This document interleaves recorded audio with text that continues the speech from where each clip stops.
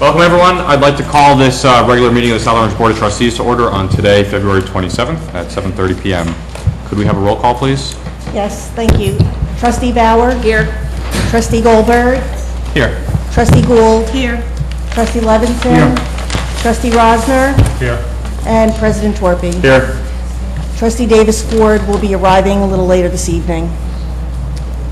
Adequate notice of this meeting had been provided to the press in accordance with the Open Public Meetings Act. In addition, notice of the meeting was posted in Village Hall and on the village's website and has been filed in the office of the village clerk.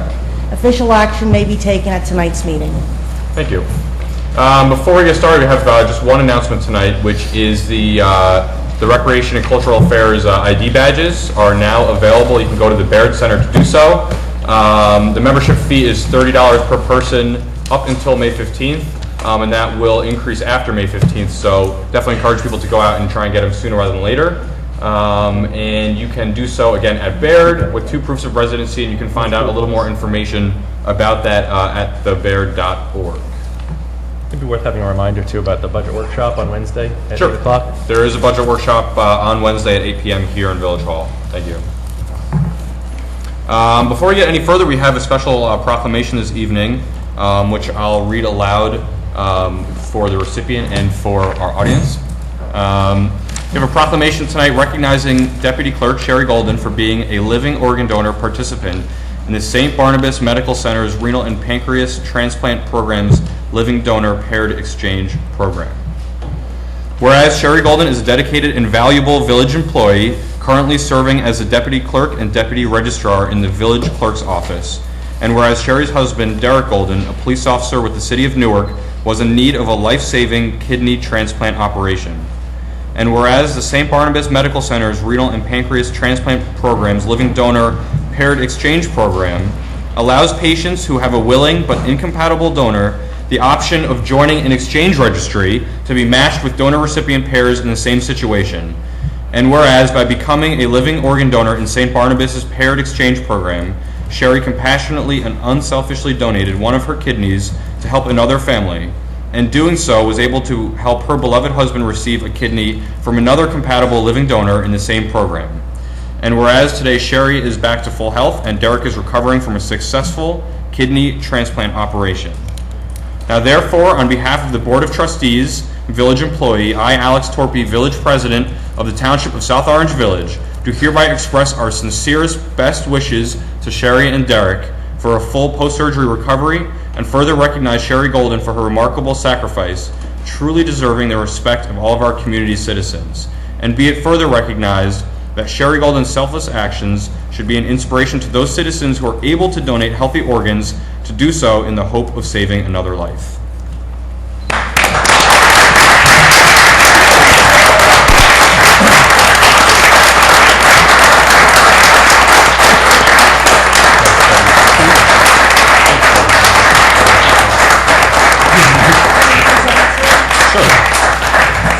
Sign it first.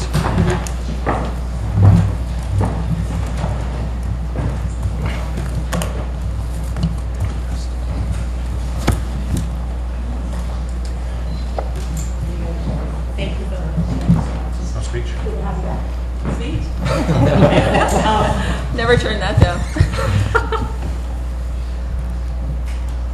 I want to thank the Board of Trustees and the village president for being very supportive during this whole ordeal. It was very difficult for me, but with your support, it made it so much easier. And just to see my husband here today, looking as healthy as ever, I will do this all over again. Thank you so much, everyone.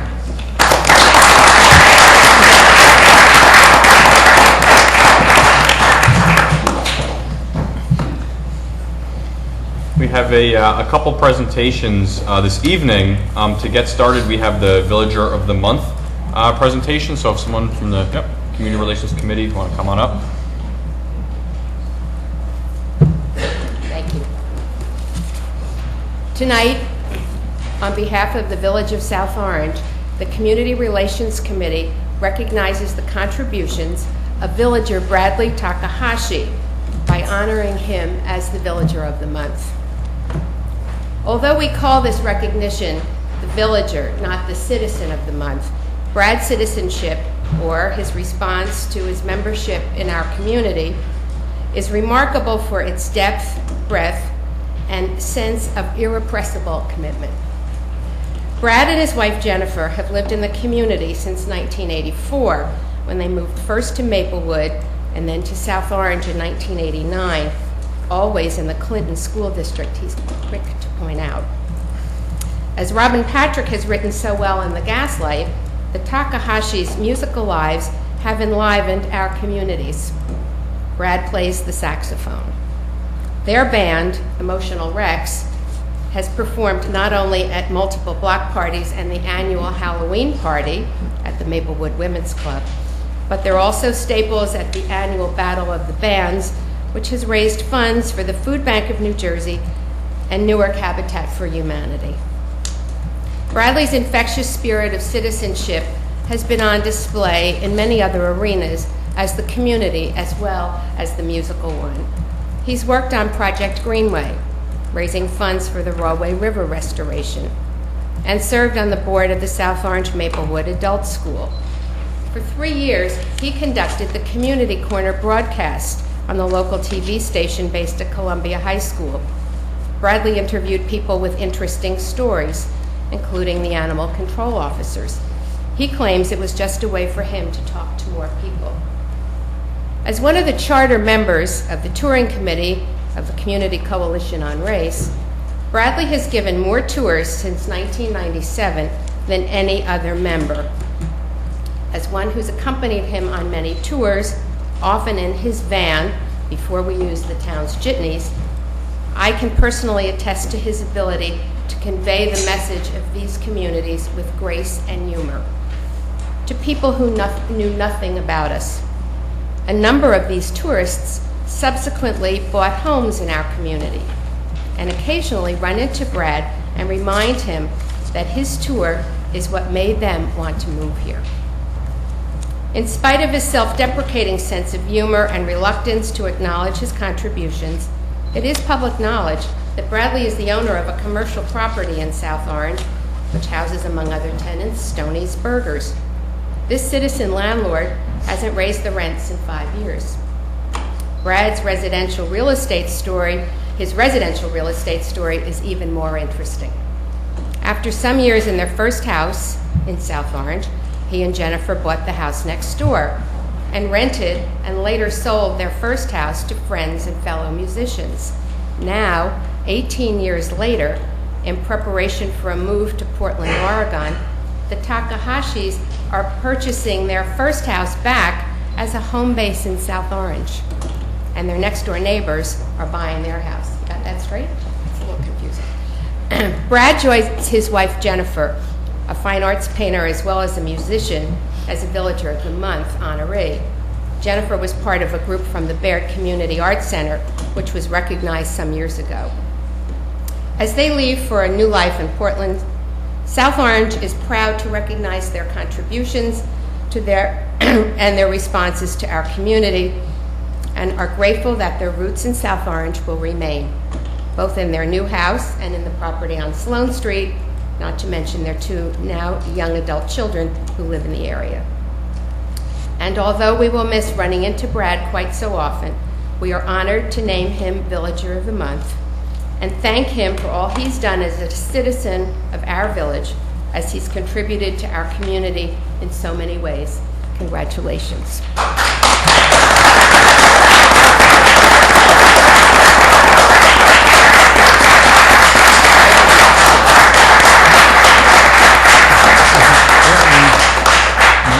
Thanks very much. It's really great to live in a town where you can just sort of goof around and make friends, and you get cool things like this. I appreciate it. Plus, watch this. How can you not love a town that has a T-shirt that's as cool as this? So, anyways, thanks very much. I appreciate it.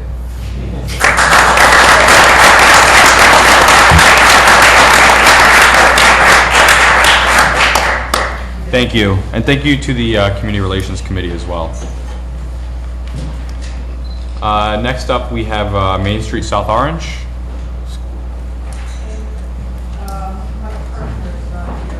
Okay, all right, we'll go with Seton Hall first.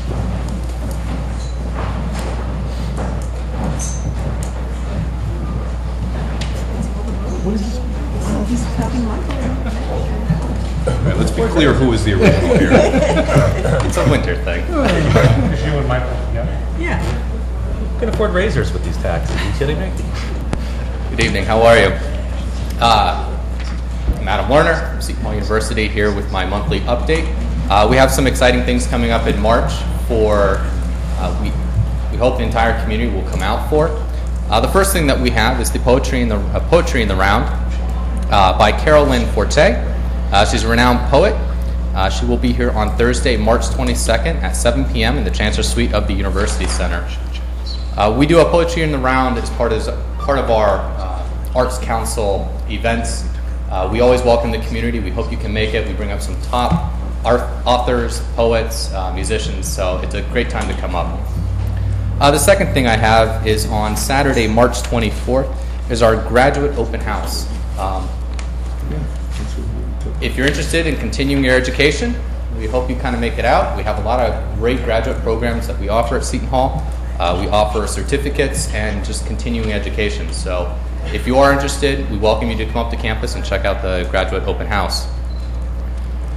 On Wednesday, March 28th at 8 a.m. in our Beck rooms, that's the lower level of the Walsh Library, we are partnering once again with Main Street South Orange. We've worked with them in the past, but we're going to be hosting an Economic Development Committee Business and Property Owners Breakfast. We're excited about this because we're inviting the business community up to kind of get a showcase of Seton Hall. We have our SGA president, we have a professor talking about the business school and what they can offer, Centonian, WSOU, and a couple other departments are going to come up, the Career Center, to kind of talk about job placement as well as internships. And so we're excited about this breakfast. We're excited to be partnering with Main Street South Orange. And so that's Wednesday, March 28th. The last thing I have is one of the biggest events in March, which is our Women's Conference. This year, the date for that is going to be Friday, March 30th. The theme of this is women's education, women's empowerment. We're very excited that this year we have the keynote speaker for this event is a Passaic County prosecutor is the keynote speaker. Camelia Valdez is going to be our keynote speaker, and we're excited about this. She's done a great job as an alumnus and in her position there, so she's going to be kind of talking and speaking about everything that to kind of start out this conference. We encourage the community to come up. We've already have a lot of community participation with the Women's Conference. Each year it grows, and we're hoping it's going to continue to grow. And that's pretty much it for March. So thank you. And talk to you Thanks, guys Adam. Is there a place on the website where people can go to find out all the different news and events that are happening? Yes, on the homepage of Seton Hall, which is shu.edu. On the bottom, there's 4 squares in the bottom. One of them's news and events. If you click on that, it'll have our calendar. It'll also have some news stories where the community is more than welcome to check out and come up for. So, great. Thank you. Thank you. Thank you. Thank you. No dice? That's all right. We can move on to our approval of minutes for January 23rd, regular meeting, February 8th, budget workshop, and February 15th, regular meeting. I'll move. Second. All in favor? Aye. Any opposed? Thank you.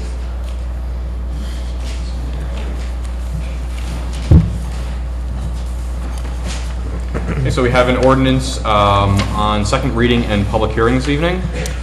Thank you. This is ordinance 2011-21. This is an ordinance to amend the code of the Township of South Orange Village, Section 92-3, definitions, and Section 92-2001, Schedule 3, minimum off-street parking to provide for bicycle storage and racks and design criteria thereof.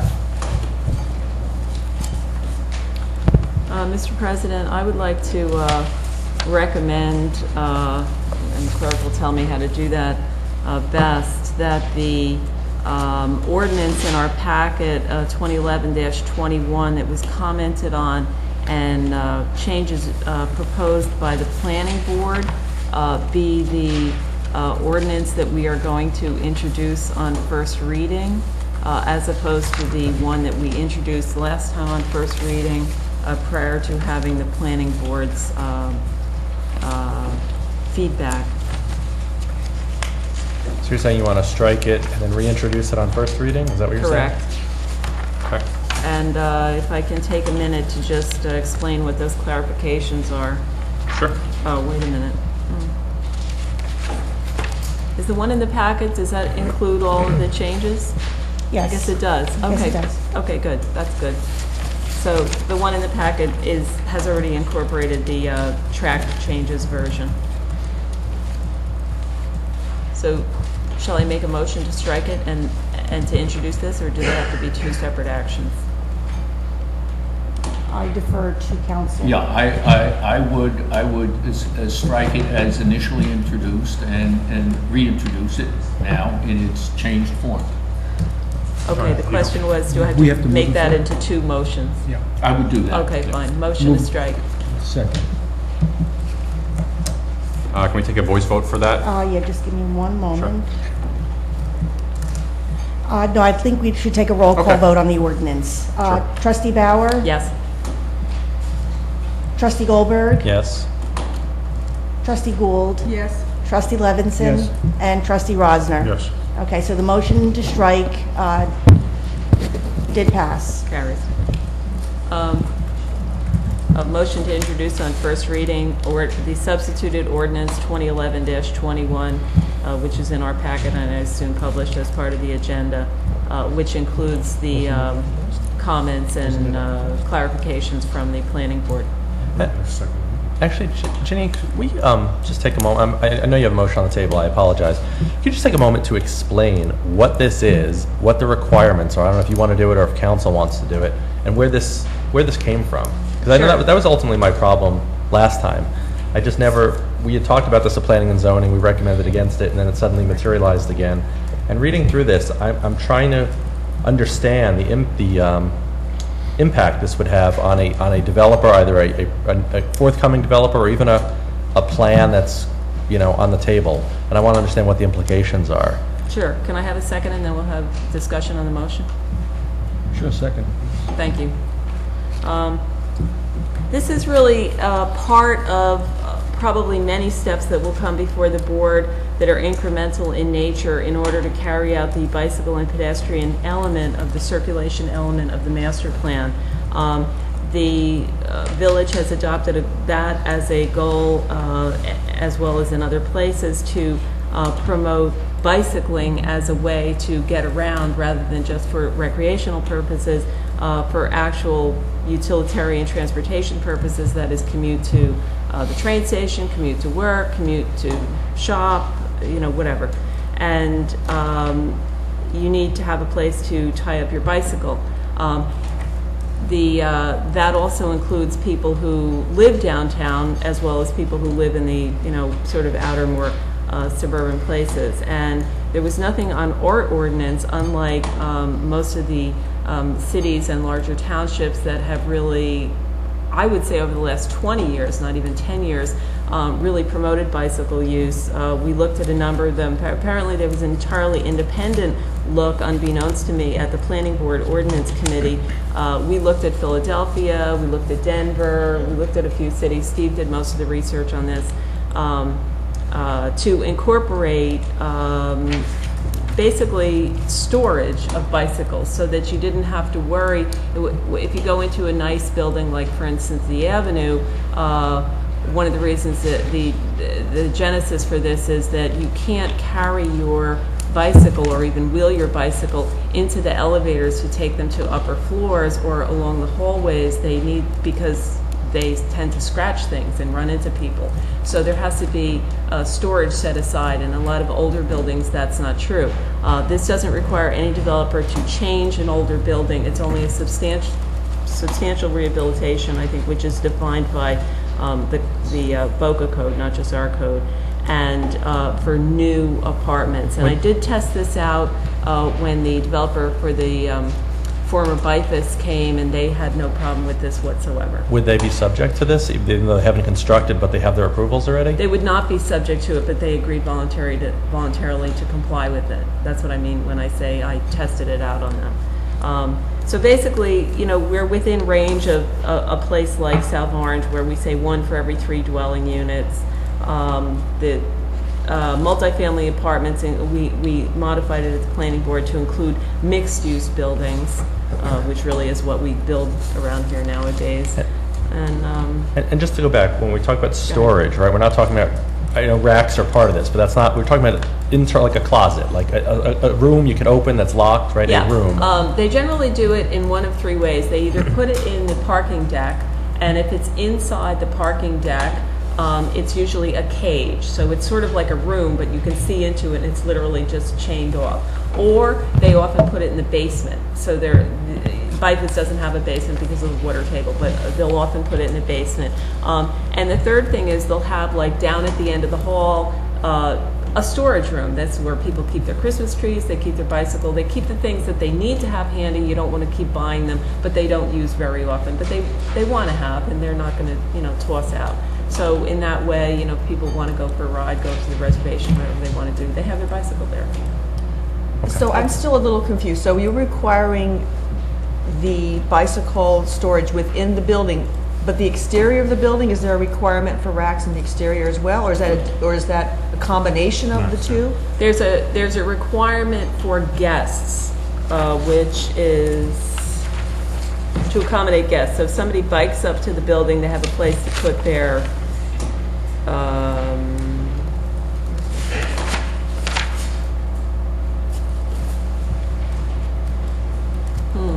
Janine, did the planning board take that out? no, it says, No, there's bicycle Oh, rack shall be 10%. required for use by guests of residents in the amount of 10% of the required Right.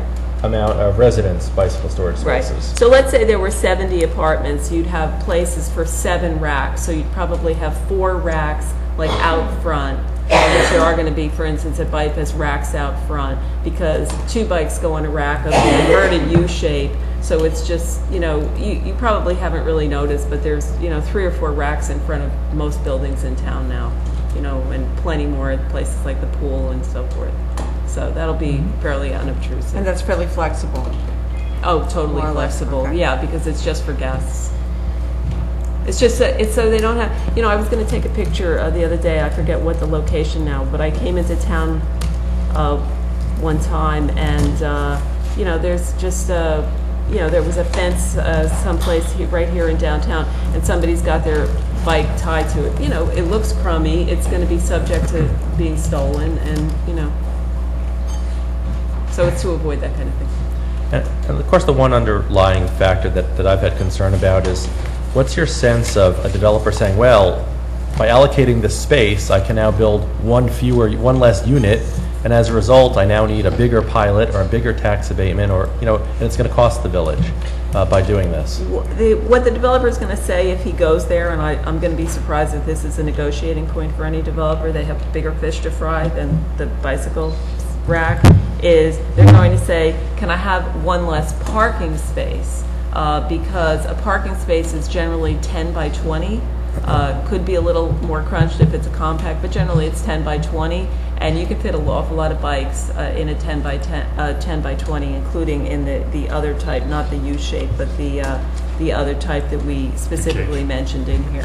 So that's what's going to happen. You usually see them taking 2 parking spaces, because they want to make sure, depends on the size of the building, of course. Yeah, but and that's actually what I've seen happening at the shore now in a lot of towns that are actually even smaller than us, but that have a big seasonal population because they have so many students and young people, and that's their primary way of getting around. I summer in Manasquan, and that's what people do. So there's a couple parking spaces that are devoted to that, and then that actually goes away for the most part. So.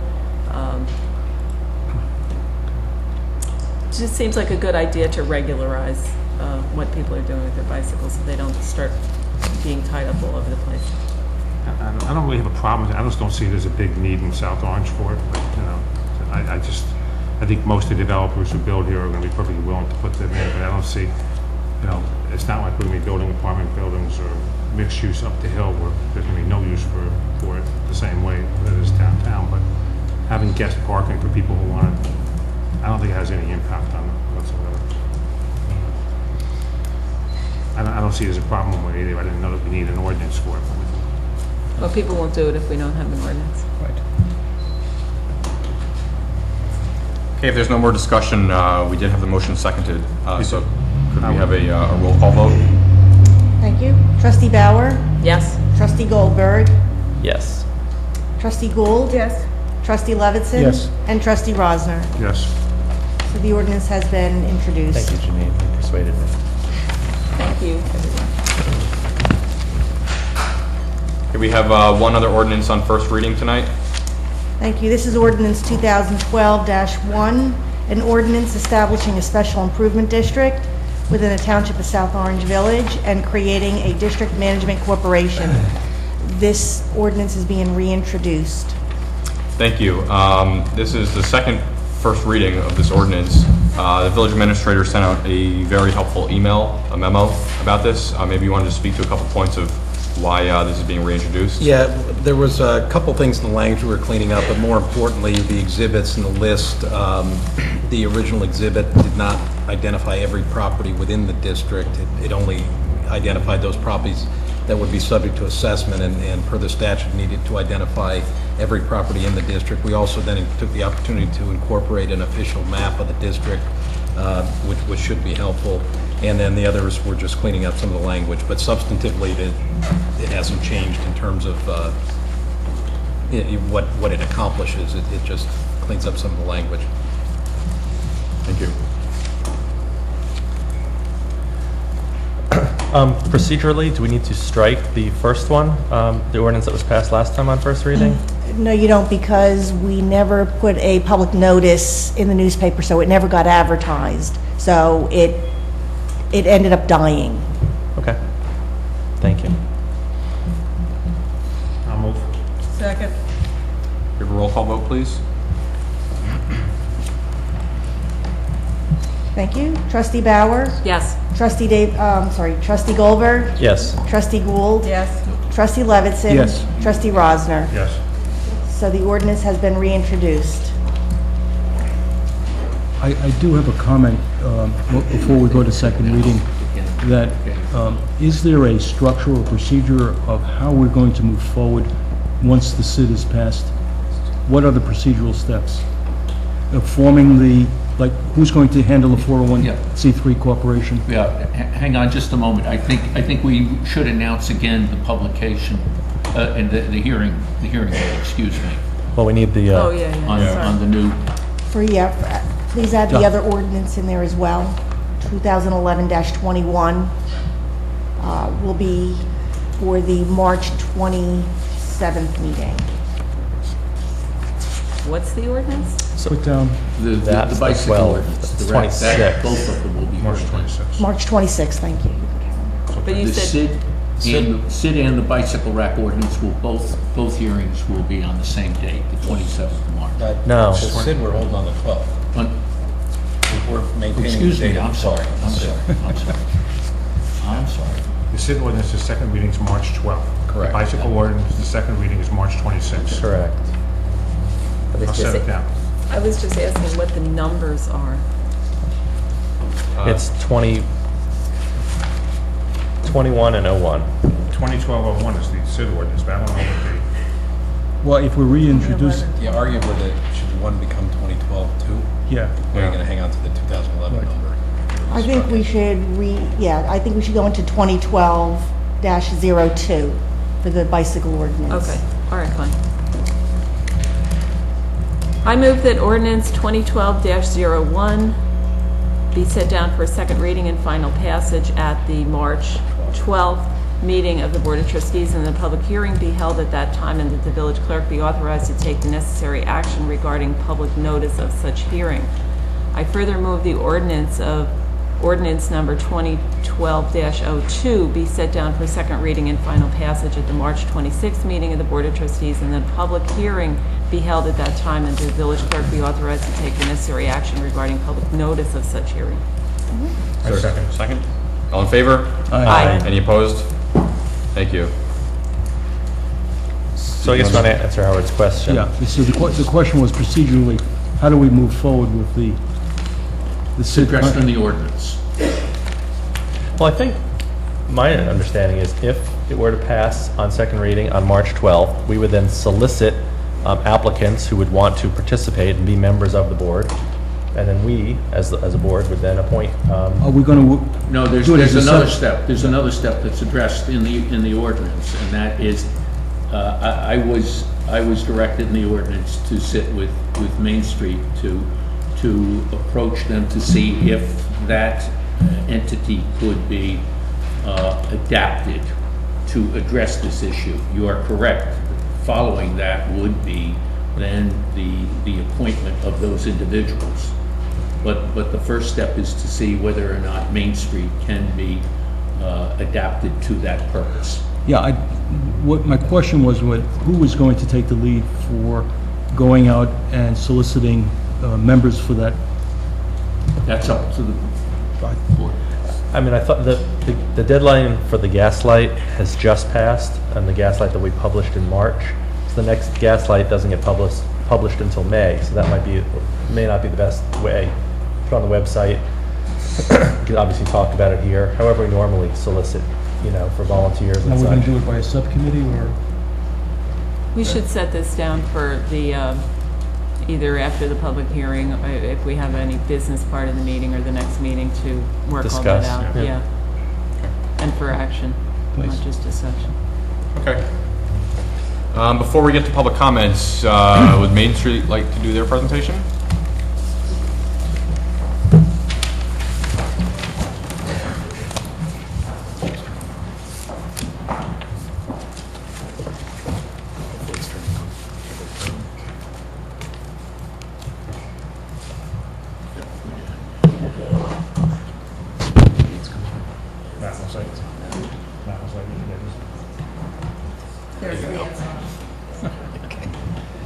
It's tricky. One of the harder parts of the job.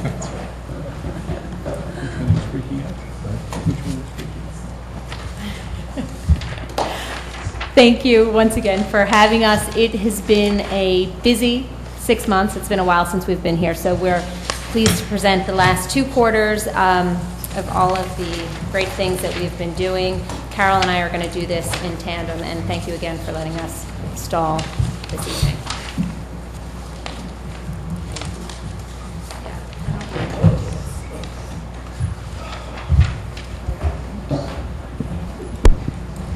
As far as the design committee, we worked on design consultations with the listed properties there. Not all of them take our advice. They were consults, but we did work with all of them, suggesting either anything from just paint jobs to signage, lighting, facade renovations. There was also South Orange Commons plan review, where we worked with the planning board as well. And we did do the holiday decorations this year again. You all know what the SERP grant is, which Stewart got, which is the Community Economic Revitalization Program. It's a county program with federal money that he applied for and got with the help of the village and Main Street.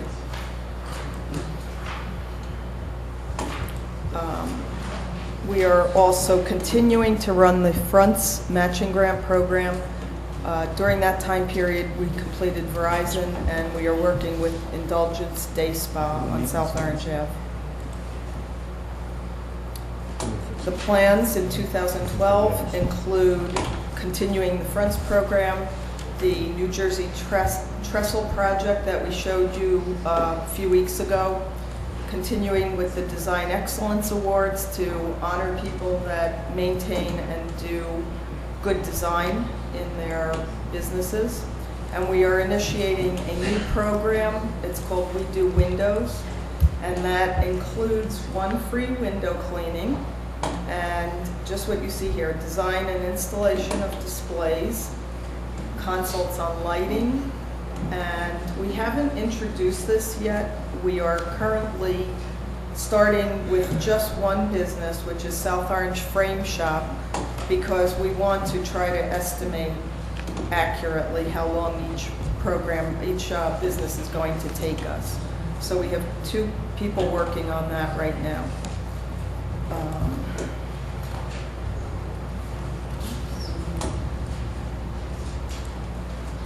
Economic Development Committee, we continue to meet with South Orange landlords and local developers for, like this? Okay, sorry. And researching prospects for the town and doing scouting visits. We finished the Keep America Beautiful cigarette litter prevention grant. And I don't know if you recall, we chose to focus on the train station area. We completed all of the cigarette butt litter scans and literally picking up cigarette butts, and bought receptacles that we placed down there, distributed personal ashtrays, and we found after all of that, after the second scan, that there was a 33% reduction in the amount of butts that we picked up. So,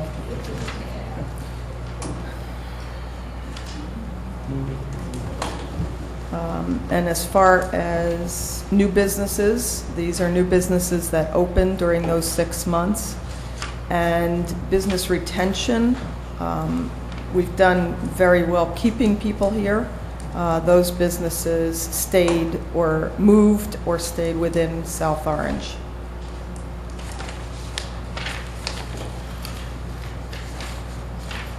For 2011, we have done quite a few business owner meetings, and the things that we highlighted here are what we talk about. Try to bring best practices, access to consultants, all kinds of marketing opportunities. And then under there are things that we actually have done. We did a business safety program with Chief Chillel, and we are actually working with him and the Neighborhood Watch program to try and start a business watch in the downtown, and marketing programs with SOPAC. And as you heard Adam report, the next breakfast is at Seton Hall on Wednesday the 28th at 8 a.m., where he will present a lot of opportunities available to businesses at Seton Hall. As far as 2012, continuing the recruiting outreach and search, we have definitely started partnering with the property owners, trying to meet with them individually to try and stress the importance of renting to good tenants. Business education and communication, and updating our materials.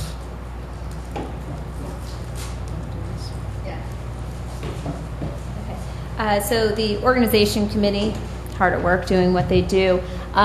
One of the standout accomplishments of the last half was we were really proud of Carol. She received the Downtown New Jersey 2011 Achievement and Excellence Award. There was a huge showing. I think the majority of you were there, as well as others in the community, and we just, frankly, they didn't know what to do with South Orange. There were so many of us, and it was just a well-deserved award for a very hardworking, well-respected woman within the state and elsewhere.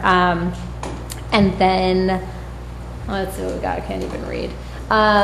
We've started a new program in the last 6 months or so, that basically we go around, we spend a lot of time going around to the businesses downtown, but we also feel that it's important for them to have input on a board level. And so every month at our board meetings, we've been inviting different business owners to give us their perspective on the village, their business, and how we can help improve what they're doing and communication and so on and so forth. And it's been really successful. You know, we're looking for the good, the bad, and the ugly, and we've had probably about 5 or 6 merchants so far, and we're keeping it going, and it's we're proud of that. The other thing, we've been working hard on our fundraising effort, And want to say thank you to all of our businesses and residents that continue to allow us to do all the good work that we're doing. And we're really proud of the people that have come forward to support us.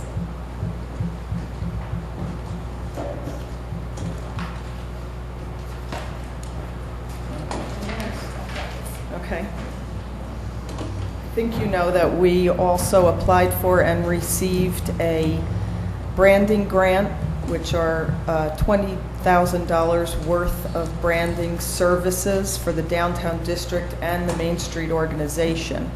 And it's really been exciting as this project evolves because we're working with a graphic design and marketing firm that is taking all of our input from the committee and just, running with it. So it's been a very exciting process to come up with visuals and an image for the downtown to help us to focus really the marketing efforts that we do. And as a result of this, we'll have a brand new website, which will be great for the businesses in town that don't have a website because they'll get a page on our site dedicated to them. So it's very exciting, and we'll show you possibly at the next meeting some of the results from that. As far as year end, well, actually, I have an award. I don't think Adina actually introduced herself, but this is Adina Traub, the president of Main Street. And she received an award. The Main Street, New Jersey initiated these Hero Awards.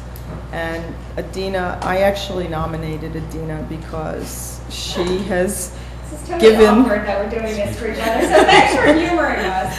But given so many hours to this organization, and part of what I wrote in there was about how when she was 9 months pregnant with her last child, was out there at Celebrate South Orange, doing her thing. So come rain and shine, she's out here doing this and dedicating herself to this organization.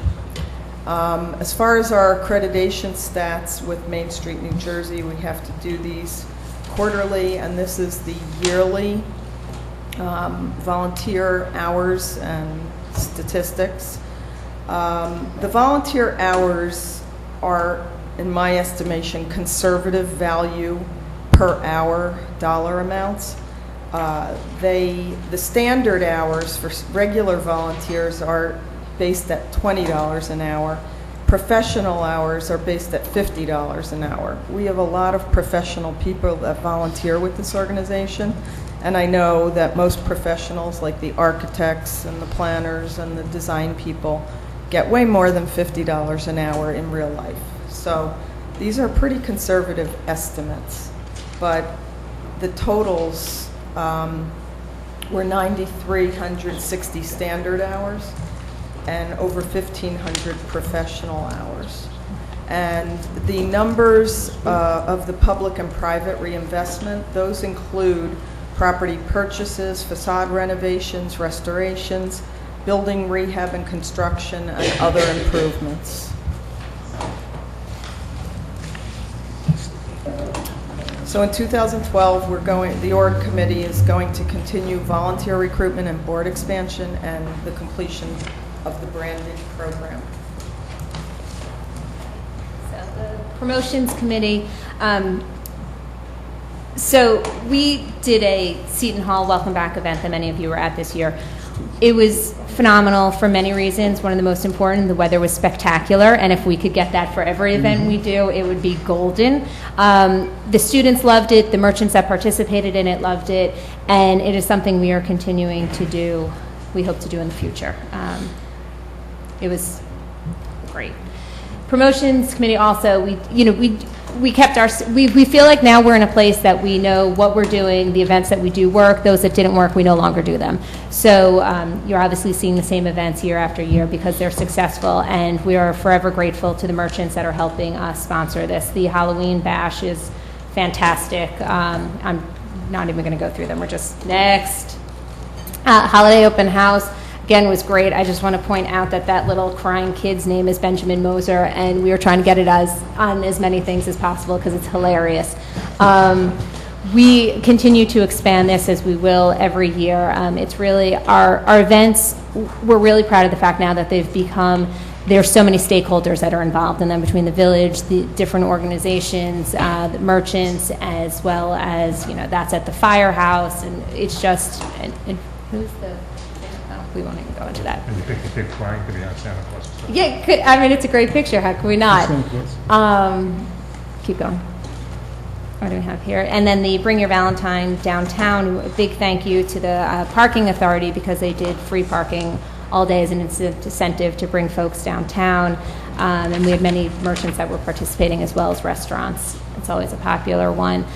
In addition to this, obviously, there's the farmers market that happens in the beginning of the summer through the end of October, as well as downtown after sundown, our own Behemoth concert series. And I just want to throw out there that this year's Celebrate South Orange is well underway, the planning for it, and the date is Saturday, June 16th, and we are always looking for volunteers, so come on down and help us. We have a meeting on Thursday. Here are our financials for the full year, actually, budget versus actual. And those at your leisure. And we just want to thank you again for your continued support, and really thank you to all the residents and businesses that support us as well. Any questions? Any businesses that you want to talk about that are coming into some of the vacant spaces that you can announce, or not yet? Not anything that you haven't seen yet. Okay. There is some action, but not for Nothing. publication. Got it. Okay? Good. Thank you. so. Keep Thank up the you. good work. Carol. There's a lot of volunteers right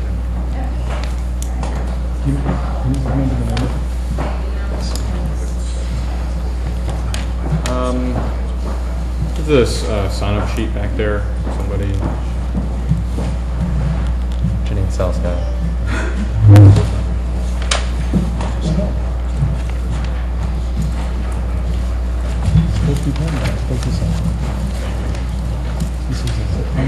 At this time, I'd like to open the meeting up for public comments.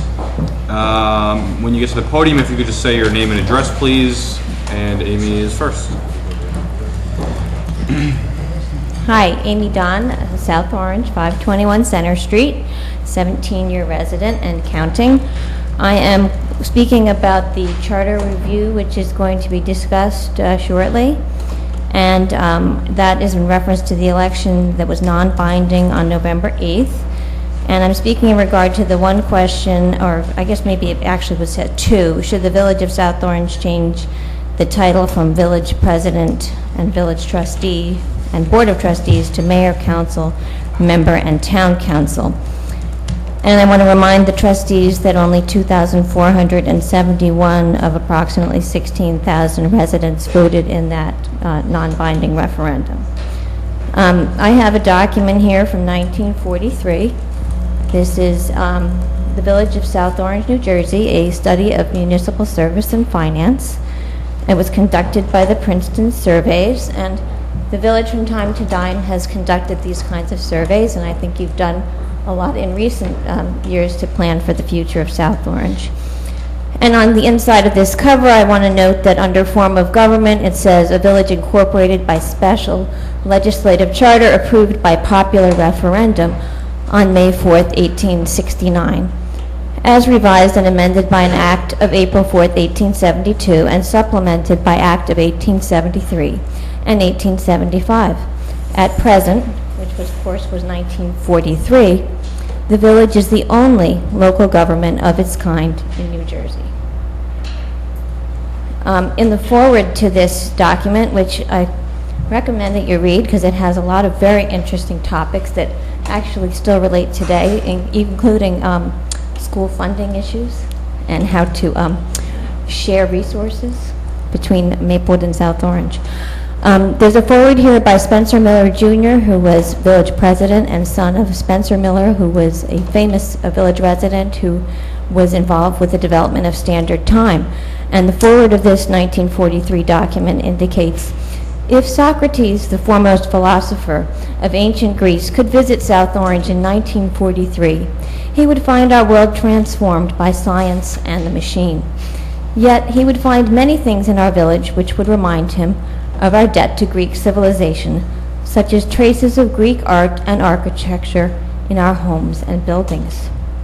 He would also find evidence of democracy as practiced in his ancient Athens present in our form of village government, with our unpaid Board of Trustees and the volunteer service of many of our citizens. The Athenian oath which the youth of Athens took as they stood before the Council of 500, 2,300 years ago, he would find is the solemn pledge taken by our Board of Trustees.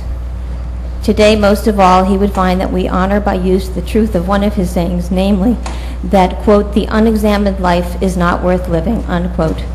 To his saying, we would add the conclusion that the unexamined community is not worth living in. So, in regard to that statement, I think it reflects how important it was at that time, still in 1943, which was more than 50 years, I think, from the founding of the village, that it was a village form of government and that we had village trustees and it was a special charter.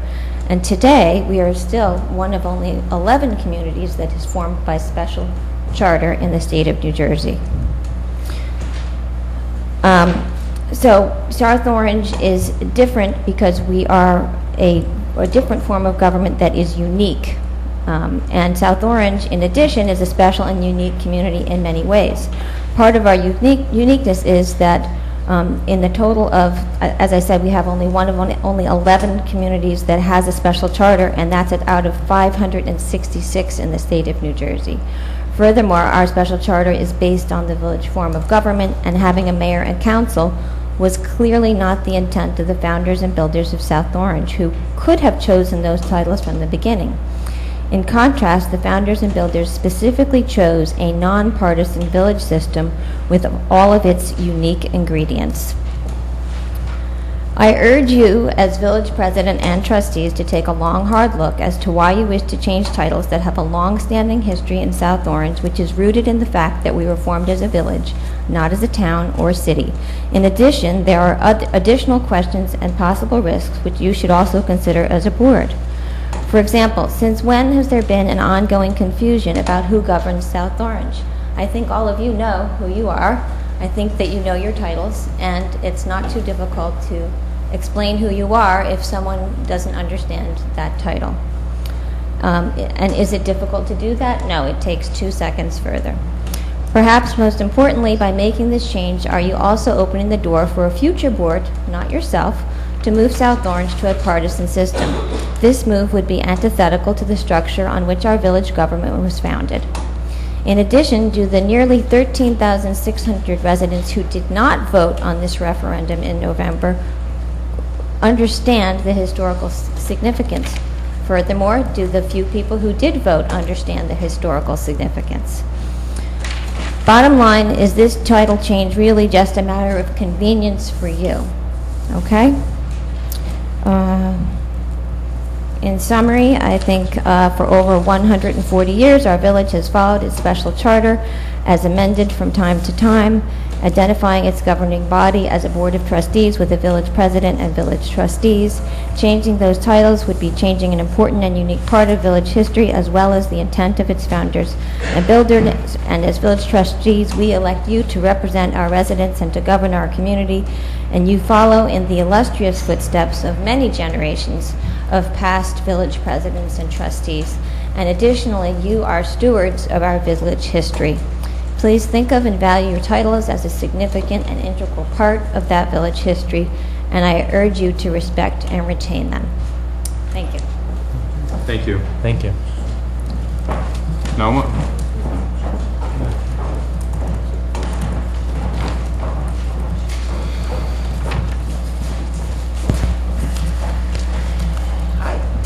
I just wanted to talk to you briefly about the Historic Preservation Commission. Could you just state your name quickly and your Oh, address? sorry. Naoma Welk, 306 Hartford Road, South Orange. Thank you. And I'm speaking on behalf of Montrose Park Historic District Association. I'm the president. One of the current issues is the establishment of the Historic Preservation Commission, and I think that's still an issue that hasn't been decided upon. I just wanted to speak in favor of that. The Historic District Association is charged with, well, we charge ourselves with several goals, but the basic, our basic goal is preservation. So that's one thing that I wanted to just bring up, and I'm not sure where it stands exactly, but as part of the Historic District Association, I just want to remind you that we really are in favor of preserving the neighborhood. And I'm sure you all have both of the South Orange books, the Arcadia South Orange books, and you can see that several buildings and houses that have been torn down that were really criminal. So now we have a chance to stop that from happening. Tear downs is a big issue. So that's it. Thank you. Steve, since she asked several, can you give us a quick update on the status of the Historic Preservation Commission? We met a couple weeks ago. Maybe you just want to just let her know and let the public know where it stands? Well, as I understand, our current posture is that we're moving ahead with an ordinance that would give the Historic Commission some strong features, not fully a strong Historic Preservation Commission, but with regard to tear downs, that there would be some fairly strong remedies provided for them. Thanks. Is there anyone else who wishes to speak tonight? Just come up to the podium. Okay. Seeing as though there are no more members of the public who wish to speak tonight, I'd like to close the public comments and move on to our board discussion items for this evening. The first item for discussion is the recommended amendments to the charter, which came from the Charter Review Committee. So I don't know if Trustee Rosner or Bauer have a particular idea, being the trustee liaison to that committee, of how you'd like this discussion to go, if we'd like to go through it line by line or talk about what steps we want to take. I think we should go to line by line, and if we come to agreement on, if we come to an agreement on everything, then move forward. What's the next step? What timeline do you see us? Once we vote on a charter change, it has to go to the legislature, government, and they send it back to us, and we can either vote on it again ourselves at that point, or it has to go to public referendum. It's like either or. You have a choice. Right.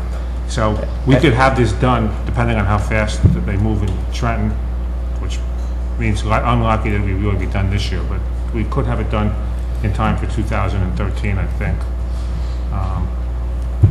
If we put any pressure on them more. What is the cutoff date for putting it on the ballot? This year. Oh, I'm not sure I know that. That's early in September. It was August last year. 75 days prior to the general election. But we may not want to do that again. We may want to just vote, send it But back. you don't, that's a bit premature, because you've got to get it through OLS to Trenton. and the state legislature before you get to that. And you have to find a that sponsor point. for it too, right? Pardon? The local assembly person has to sponsor it? Yeah, you're going to have to get, preferably someone from this Essex delegation will take it. One of our assembly people and senator will sponsor it, and then of course, as hard as they push it, and as many questions as OLS may have about the terms in it, will determine how quickly it gets through the legislature. And for each change, we need a resolution or an ordinance here, right? No, we can do it all together on the charter. We put forth the charter, and we vote on the charter as a whole, not on each change. Yep, the whole thing. We're doing it. Well, there's several ways we can do it. We can submit it as individual amendments to the charter, or we can roll it into the charter and do an amended and restated charter, the whole shooting match. perhaps we want to Probably, see where we all because end up. there were, Trustee Bauer had a number of style changes that she suggested. It probably would be better to do an amended and restated, so that you have one clean document that you send right back to them. I mean, a lot of them were just, minor Housekeeping. changes, gender type things, and gender neutral and so forth, but it's, yeah, I think we talked about doing it as amending it, restating it, and sending it down, but, I think that, given the past experience, they're not moving fast on this down on Trenton. They won't see this as a high priority item. Well, it depends how this group pushes it too. That's true. We have to push them. Village President Torpey has to push them. Thank you, Trustee Rosner. So with that being said, maybe we just want to start going through it line by line. The first was the name change of whether we want to change to the Village of South Orange, taking out the township up in front of it. This puts us back to where we were before. They'd added the words township up to take advantage of some grants, and this will put us back because that advantage is gone. It sounds kind of silly to say the township of South Orange Village. So. And just to be clear, that if we were to agree to this, we would not proactively change signage or anything unless we were already doing it. Is that right? Yeah. We would not incur an For expense. the most part, we don't have Let me finish. to. We would not incur an expense to make those changes, correct? We never did. But most of the signs don't say it. They don't say, they mostly just say South Orange Village. But yes, to your point, there would be no active signs. This wouldn't require anybody to change the signs. Yeah, I think the only place we have it is downstairs in the. But as signs No, are the park- changing. The park signs, in fact, we've held off, or Kate has held off on putting new signage in the park because we were waiting to see what happened with this. So there will be new signage in the park if this passes with this on it, but they would have been new signage in the park anyhow. That's my point. But they could just Okay. put South Orange Village, not worry about having a township. Well, yeah, might as well do it the right way if we get the timing right on it. Okay. Well, Other than these kinds of letterheads. But my point is, I don't want people to say, oh, I need new business cards to take township off. Oh, I need new letterhead to take township off, right? Are we in agreement that if we were to do this, we're not No. going to be incurring expense to do this? No. Well, I don't know how much other than letterhead really have formats that, like this, that are, soft formats. If it's a soft copy, of course, there's no cost, but I'm sure there's plenty of hard copy documents that I think shouldn't have to be reprinted as a result of this. is Any my legal point. document would have to be changed, but anything of what you're talking about would not be forced on us. We just let it happen in its natural course. As you're replacing it anyway. Yes. I think it's fair to say that there would be an insignificant, if any, expense related to changing this. That's how this board feels. The next board may say, you know what, we want to change every sign in town and put their picture on it. As Joe D moves in. Joe D, right. No comment. Second topic was the governing body to be mayor and village council. This is whether we stay as village president and trustees or go to the term as mayor and Village council. village council. I personally was in favor of leaving it alone as village president and trustees. I don't think I went into anywhere in depth as Amy did. You what? I'm sorry? I didn't go as in depth in my Oh. argument at the meeting, but I'm fine with leaving it alone. With this, and I think for a lot of reasons, it makes sense to leave it alone. So, I would agree with that. I think in a different time in history, and it's funny, I personally went from really wanting to change the names to kind of coming back a little bit, and being somewhat more split on it. Although I'd love to see us change the names, I think that when, for example, when I'm having a meeting in South Orange and talking with people in South Orange, or talking to a resident in South Orange or a business owner, saying, talking about village president and trustees kind of makes sense. But so much of what we do as a government is done outside of South Orange these days. Whether it's writing grants or going to, other town, trying to lobby and advocate with other towns, or going to workshops or other meetings. And just to put it simply, people don't know what trustee or village president is. And I don't think I've ever been introduced or had to introduce myself somewhere where it then didn't require this explanation. And I think it takes away the external validity of what we are as a government if we always have to explain ourselves and what we do to people. When you say I'm a council person or you say I'm a mayor, people know what that is and there's not really a question about it, and you're an elected official and you're representing a governing body of a municipality. But when you say a trustee, it's like, is it a corporation? Is it a nonprofit? Is it a town? And again, I even went, when I was going door to door in South Orange, I hate to say this, there were people in South Orange who were not sure what those titles meant in this very town. I don't think it's that complicated to say I'm village trustee, sometimes called a council person, or to say you're village president, often referred to as mayor. And I don't think I go into any further explanation other than that. No, I mean, it's not like an enormous weight on us, But I think it does. you look at that when you get to speak in front of, in Atlantic City at the league municipalities and they introduce you, you get an extra 10 seconds of talk time to put this right. I'm not sure that's the right way to look at it. And they put mayor on the bottom of the tag, so. But each person has one vote, so why don't you go around and ask everybody? Well, some of us have 0. Yeah, everyone gets one vote. Everyone gets one vote, but you and me. So.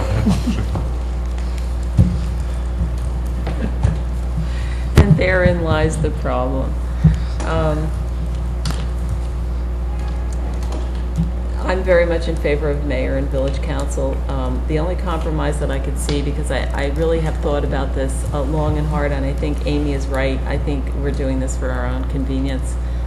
I admit it, but it is extremely confusing, and quite frankly, the number of people, especially in South Orange, never mind outside of South Orange, where I really think it drops into the convenience box, the number of people within South Orange who really don't know what the legislative body is, or quote unquote who's in charge. I'm asked very frequently, that. So now I get to say Barry, but anyway, I could see a compromise, and I don't know whether this would work in the charter, and it is subject to how everybody else votes anyway. But I could see retaining the village president and trustee titles while we continue to have this unique charter, which is so historic, and we're one of the 11 out of the 566. I think that in and of itself is so anachronistic, and I've said this before, so I won't belabor it, but I really think we need to get into the last century, never mind this century. I think we need to become a Faulkner Act municipality. I think we should either be borough council or township committee, and I think that retaining this village charter, never mind what we're called or anything, but retaining this village charter as things start moving, and I think they are going to start moving quickly within another 2, 3, 5 years toward municipal mergers and consolidations. This is going to hold us back because we're going to have to go to the legislature and get another whole bill passed, even if we're successful and get it timely passed this time.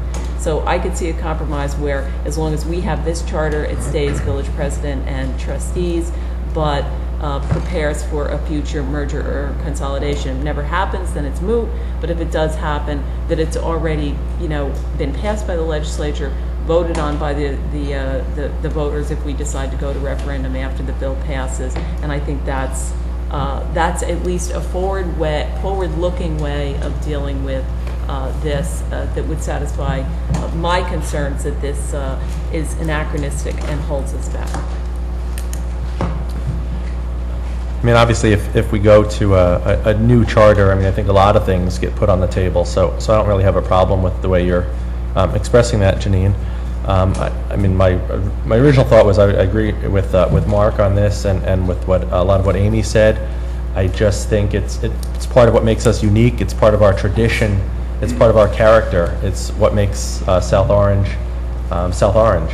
And the extra 2 seconds it takes to introduce yourself as to what it is, I just don't think it's too onerous. And I think it is the way it is for all these years for a reason. And I think why mess with a good thing?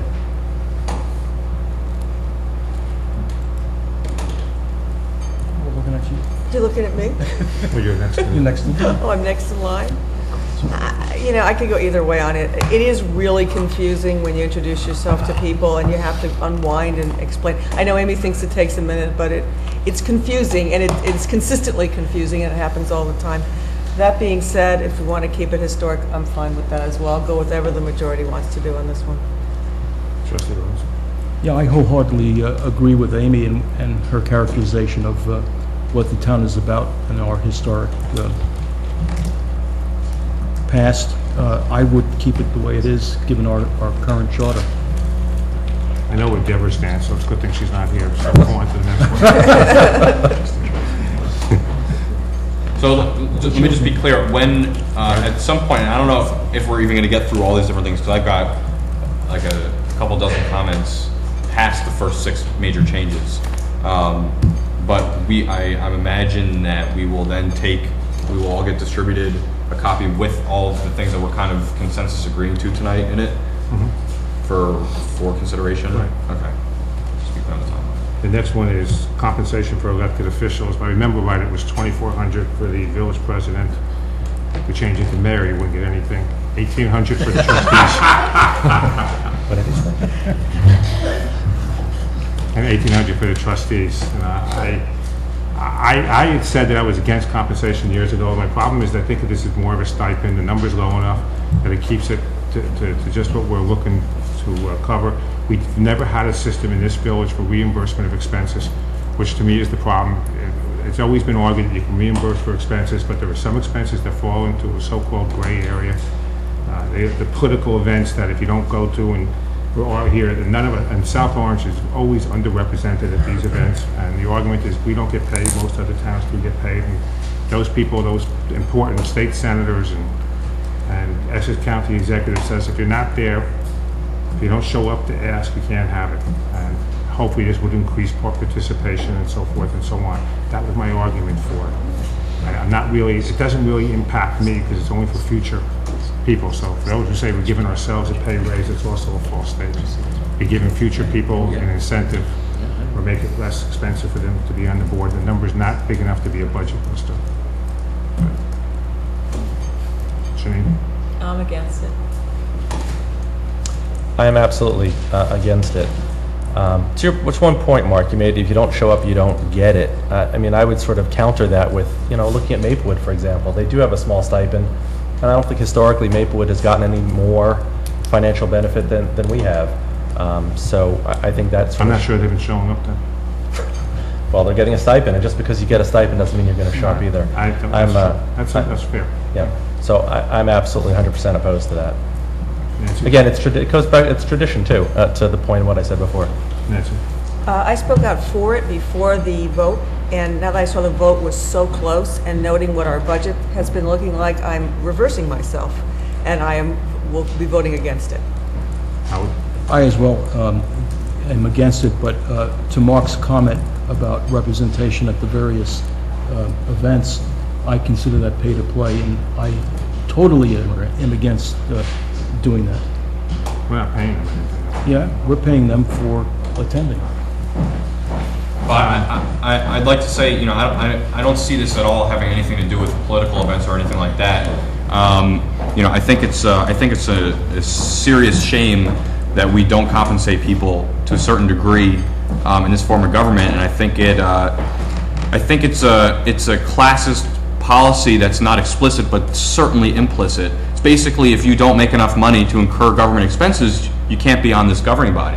And don't shake your head because it's absolutely true. And you may not be in that financial income bracket, but that doesn't mean that other people aren't in that situation. And you should be able to look outside of your own financial situation and think about other people. And you should be able to think about the fact that there are a number of expenses between the trustee position and the village president. There is certainly a difference in the amount of expenses that's required. And it totals in the thousands and thousands of dollars a year. And I think it's terrible that to be a public official in this town, in such a progressive town, in a nonpartisan town, in a town that values people getting involved, that you have to be able to pay for these things yourself to be a public official. That goes against every philosophy of government that I've studied in this country. And I don't think, again, it has anything to do with political events. I don't think it has anything to do with something other than one principle, which is the fact that in this country, you should not have to pay to be an elected official. You should be able to represent people if you want to without having to take money out of your own bank account. Which goes back to the point that I made before about us not having a system for expense reimbursement. You can do reimbursements now that... We don't really have a system in place, and we've never, and I think only 2 people have actually put in for an expense in the last 15 years for some kind of reimbursement. And, it's even to the point when I took a course at Rutgers, the process was painful to get it on the bills list, and then to actually get reimbursed, which could be 3, 4, 5, 6 months later.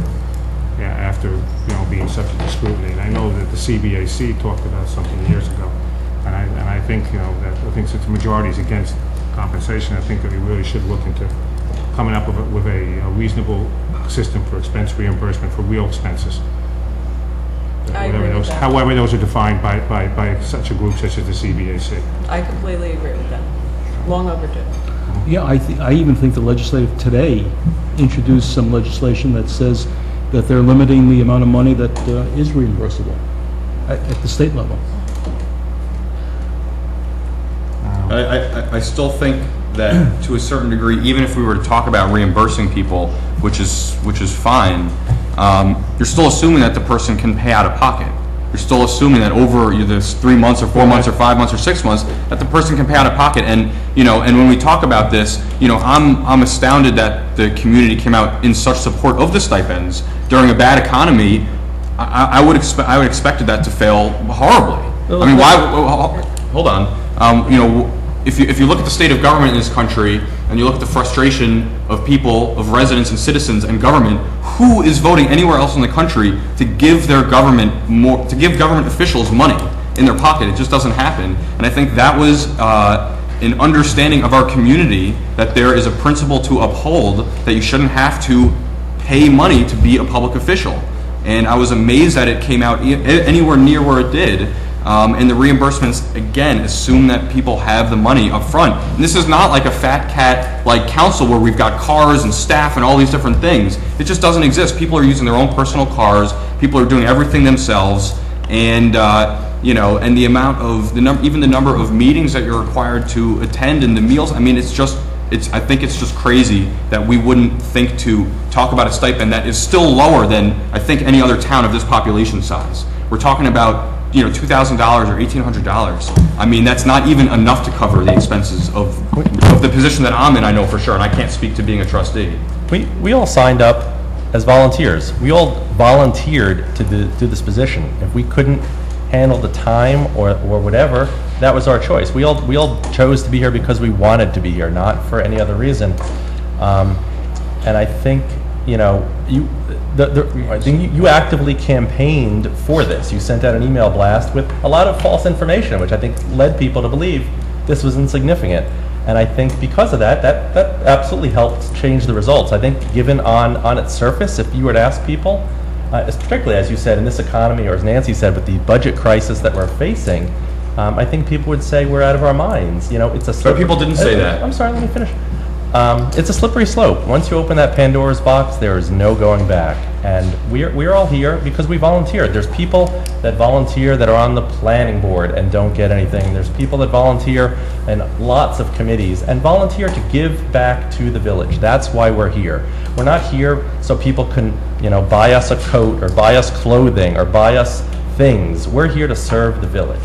And that's it. It doesn't cost anything to do this job. It doesn't. It simply doesn't. That's absolutely false. Absolutely false. There is absolutely no way in the world you can justify that. And I'll also make another point, that being in the trustee position is different than being in the village president position, and that I spend an enormous amount of hours performing executive functions. And your point that we all volunteered to be here, we're not talking about giving money to ourselves. So that is not a relevant point. We're not talking about what motivated us to be here. We're talking about allowing and incentivizing people in the future to be able to run. And to think that there's one person in this town who doesn't run for office because they're afraid that they can't afford it is horrible.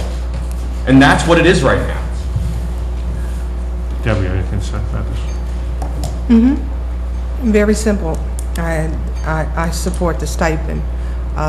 There is a cost, and the stipend is very low. And if you look at all the governments, there are some that I'm appalled by what they're given as far as compensation. I think is obscene. I really do. But to be honest and realistic, there is a cost of doing this. The cost of all the things that may have been discussed before. This is a small stipend. It doesn't affect this body here, will not benefit from it, but going forward. And there's such a thing as cash flow, and people who have very, very limited incomes can't afford $20 a head and wait for that to be compensated for the time and effort that they've done, that they put in. And what is the stipend amount that we're talking about? 1,800 for trustee, 2,400. We're talking about 1,800, and it's a stipend. It's not a salary. It does not burden the taxpayers with the pension fund that's out of control. That's one of our biggest issues as far as managing our municipal budget. It doesn't. Not yet. It doesn't. Well, yeah, not yet, but that's the power that we have to make sure it doesn't, that it remains a stipend. You know, it's not yet, but there is a reality, and I guess one of the things that I see, and just to just go more global, you know, our whole world government is moving. I mean, opportunities for people to run for all levels of government is by the wealthy. Look at who's running for president. You know, millionaires. You know, those are the only ones who can afford to run for government. You know, for Congress, for Senate, for, you know, and at a municipal level, you know, only people here. There's nobody sitting here that makes minimum wage. Well, maybe. I wish. But We're not it makes giving it such a big raise. But it really truly makes it difficult for some people. It becomes an exclusive club of people who can afford to run for trustee. So I support a stipend, and I would only support it that it stays a stipend, and I would only support something that whatever we can put in place, that it never becomes a salary, that never taps into benefits and pension, because that is something that I find objective. Let me just point out two things. To Michael's point, if it's the only change to the stipend could be by charter change, so you have to go through this whole thing again, unless, as Janine points out, there may be a whole merger or consolidation effort of towns, and then most likely we'd wind up being paid at that point anyway, because we probably definitely. To Nancy's point about the budget, this would have no impact on this year's budget or next year's Future budget. budgets. Right. But just let me ask, we are surrounded by Maplewood, Irvington, West Orange, Milburn, Newark, you know, whatever. Short Hills. Can you tell me if any of those towns have... All the towns are in the charter report, but at this point... Wait, all of those towns, there's some sort of stipend or compensation for... There's no town the size of South Orange in Essex County where the elected officials don't receive stipends. There were 2 or 3 that didn't. One was like Knowles maybe. Cedar Grove, yeah. And it was, you know, there were a couple thousand person towns. Right. So, at this point, you know, that's all I the have nays to have it say. over the ayes, so, you know, so it's 4-2 again, so, you know, we can move on, because it's, you know, not here to change everybody's mind, unless you... Well, you know, it's math. If you got the votes, you got the votes. You know, and... Did you talk about the title from mayor to trustee? We'll come back to that later. Okay. Because Yes, we did. But we're not changing the titles. Require a majority... What's the number on that? What? What's We're the staying number? as trustee and village president. How many are for that? 4. 4 were in favor of staying the same. And I'll go with the majority, that means 5. I think Alex Okay. will want to change it. All right. Obviously, I don't have the numbers for that one either. The next is require a majority of the quorum to adopt a resolution, which means that you can't have it can't just be if a resolution, if people pass or abstain from voting, that a resolution could wind up passing 1-0 or 2-0 or 2-1. You'd have to have a majority of the quorum, of the people present voting. So it meant that if there were 5 trustees here, in this case, if there were 6 trustees here, 4 then would have to vote in favor to pass that resolution. But wait a minute, a quorum is defined by the charter. So Yeah, it's does 4 this people. change what we were talking about before in legal committee, what an effective majority of this board is? It would not affect the majority. We have not talked. No. We never addressed the majority. Microphone. We never addressed what would be a quorum. If the quorum is 4 people, which I think it is now, you'd have to have 3 yes votes then, in order for it to pass. And the point, Or three yes yes votes or 2 in the village president. And 2 in the village president. They still have 3 yes votes, so. And, you know, this was done because contracts in the past were voted on one of them was 1-0, another one was 2-1, on which I considered major contracts, and we hope that would never happen again. So that was the original intent of it. So I was in favor of this. I brought it up, so. Janine, trustee? I'm in favor. I'm in favor. Yeah, I'm okay with that. Nancy? Okay. What are the implications of this? There was another passage later on in the charter that talked about people being absent and filling vacancies of people that continually miss meetings. My question would be, that was stricken from the charter, that section which I had a question about. That's a different issue. Sorry? That's a different issue. Yeah, that doesn't relate. Perhaps. Or my question is, if a majority of the entire board is required to move something, what happens if some people decide to just stop coming to meetings? If you don't have a quorum, you don't have a meeting that you can take action. You have to have a quorum to have a meeting. Okay. If someone misses 2 consecutive regular meetings, we can, the board can vote to remove that person as trustee. Well, I think that was stricken from this. Because the state statute, I think, the state statute says something similar to that. There's a remedy under state law. Okay. So it would have no impact on this. The next one is give VP a vote on the budget. I was not really in favor of this because it is the VP's budget, and it seems kind of redundant to have him vote on his own budget, and the trustees, you know, vote to approve yea or nay. But I do understand when you're in a 3-3 situation, the point of having them. But overall, I think it's better for us to come to a true majority and to have a vote that's that close on a budget. But others weigh in. Mark makes a lot of sense. You know, I really thought about this. If we had a true separation of body, you know, where mayor or president like, and the rest of the council, but I have not experienced, and maybe whatever, where the president has come up with the budget by himself and with the administrator and presented it to the body. That's how this president has worked, and that's how the former one. But if you go back a couple of presidents, there was one who just presented us a budget, and then we could either negotiate or not. Right. And you don't know if you have to look down, and you can't just look at this village president. You have to see what other. Let me finish. Okay.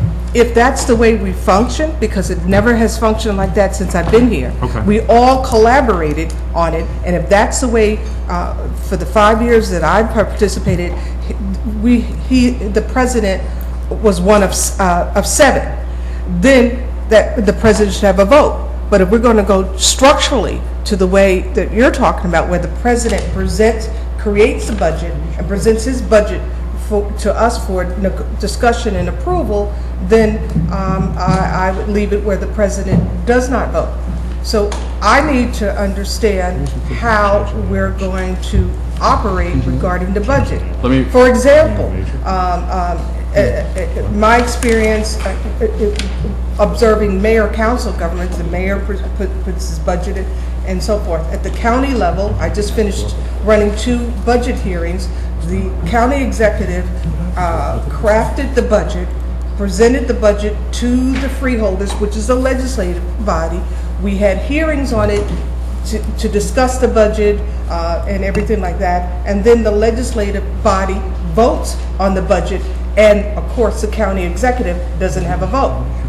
Now, if that's how we operate here, I'm for it. But if we continue to operate and develop our budgets the way we've had as a team of 7, then the president should have a vote.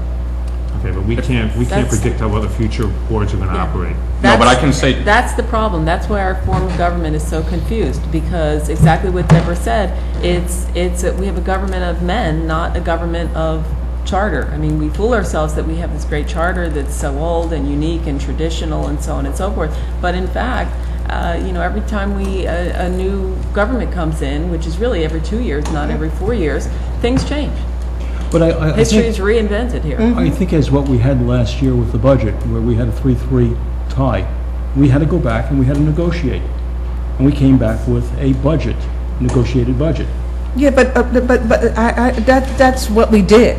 That's still not talking about our structure. It's very simple. If it's simple and should be clear, if the president is going to present the budget without all of our input that we do every step of the way, then he or she should not have a vote. But if we continue to craft the budget, department by department, all together collaboratively, and he's a part of this collaborative body, he or she should have a vote. So we have to decide. Howard, your point you just made, I'm sorry, can you clarify, when you said last year, were you saying that was a good thing or a bad thing? I'm trying to follow you. I think it was a good thing, but the other part of it being collaborative, it is the village president or the village administrator who's presenting the budget to us, and we have a discussion about it. We have a discussion of giving our input to what we think are the priorities or what the policies should be. Right.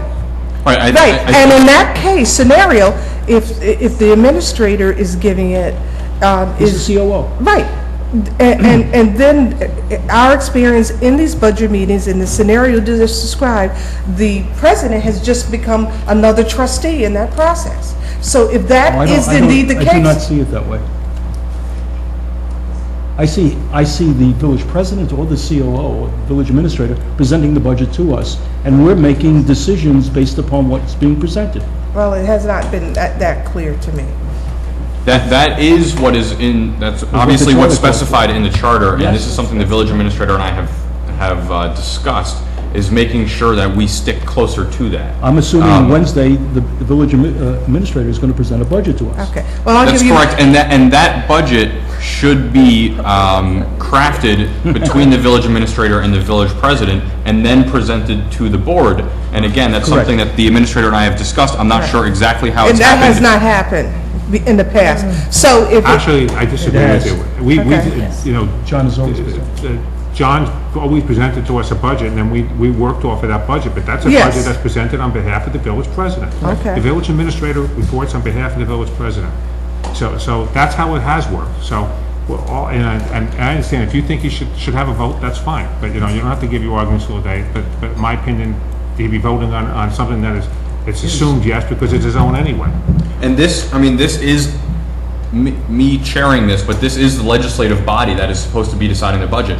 We have unique is one word for the form of government we have, perhaps strange is another, where we're very confused between our legislative and executive branches, where most towns have a council president who sits where I'm sitting, and then they have a mayor. In this town, I occupy both positions. And I think that sometimes... No, I disagree with that. What's that? I disagree with that statement. It's more of a corporate structure. I'm not sure I mean, no disrespect, I'm not sure there's a way to disagree with that. I mean, I'm chairing this meeting, which is not something most executives do, but I'm also the chief executive officer. You don't have to chair the meeting. Yeah, but they're different type of... They have a township committee form of government. Yeah, It's they're a totally township different. committee. Same thing, the mayor chairs the meeting. But it's a The different type mayor's of not a government. direct voting mayor, it's a weak. It's a commission. Yeah, it's a different... Mayor, strong mayor. What? Right. Weak mayor, strong mayor. It's a, yeah, so. I would love to see the board have to break those ties themselves. I'd like to finish the vote. Michael, how would you like to vote? I agree. I think... You agree with what? To leave it as it is. I agree. Next. Leave it as it is. Yeah, see. Leave it as it is. Leave it as it is. All right. You're not getting the vote on this, Alex. The next was a minor, was more definitions, was various changes in definitions of construction, such as male, female reference, digital data was written. I assume no one had any problem with any of that. Question, are we not discussing the election? We're getting to it, it's up to you. I'm doing the order that's on this list. Oh, mine's in a different order. Okay. You want to give me your list? I'll go by your list. No, that's fine, you can go by your list. The references to, additional reference to November elections, so I assume which is 2.3. Oh, okay. So, I don't think I have the same list you have, so I don't know if I do or not. Let me see if I can find it. But it's the same thing, right? That's It's in their pack. I don't know. Okay, well, anyway, the elections now is next anyway, so. The additional references to November elections. So do you want to talk about whether we want November elections? Well, the question is, you want to stay in May or go to November? All right, we're talking about our election, trustee elections. Not the board. Yes, just the trustee. Okay. We're going to vote for Alex differently, but it's just the trustee elections. Okay. November. Oh, we're polling? November. November. You're November too? Yeah. Now, I was really concerned about the potential of partisan influence, was my hesitation initially.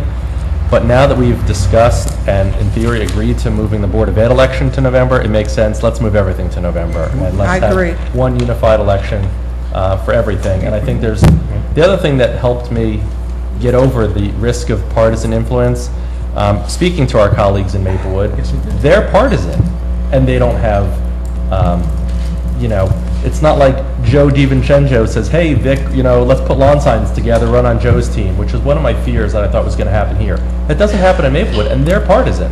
So that sort of got me past that. I think Vic supported Cody. In any event, I'm comfortable moving it to November and having everything in November. And I agree too, Now, you already had your time. Well, Nancy? wait, excuse me. We're going around. It's I November, didn't November, discuss- November. We don't need all the arguments. November? Leave it as it is. I want to leave it too. and I'm gonna say what I want- November. So you want to argue against yourself now?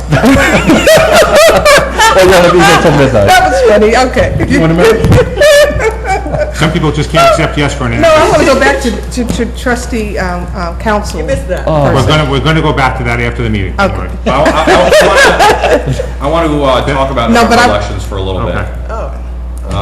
Because I have some pretty serious concerns that I haven't seen addressed either in the charter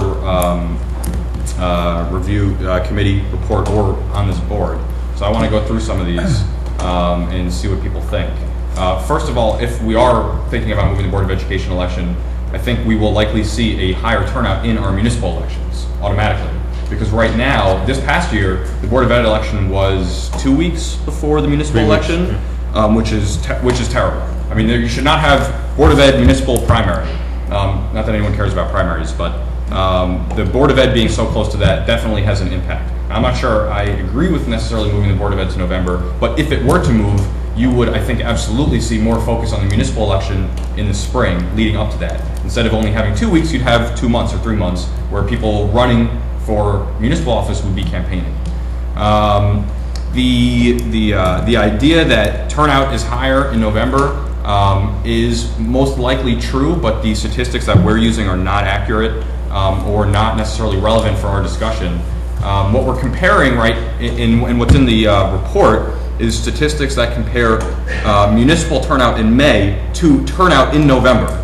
That does not mean that the people who turned out in November voted in a municipal election in November, which obviously you can't compare because there is no municipal election in November in South Orange. So you're comparing two different sets of statistics. You're comparing the people who turned out for a municipal election in the spring, and you're comparing that to the people who turned out for Senate and legislature and Congress and presidential elections in November. The point is that people might not vote for the municipal person in November. They may turn out and vote and skip those portions of the ballot. Yeah, true. Although if you compare our turnout to Maplewood's turnout, again, Maplewood has November elections, their turnout is far higher. Again, because there's other things on the ballot, but November elections, the turnout to be is... fair, Maplewood's real election is in June.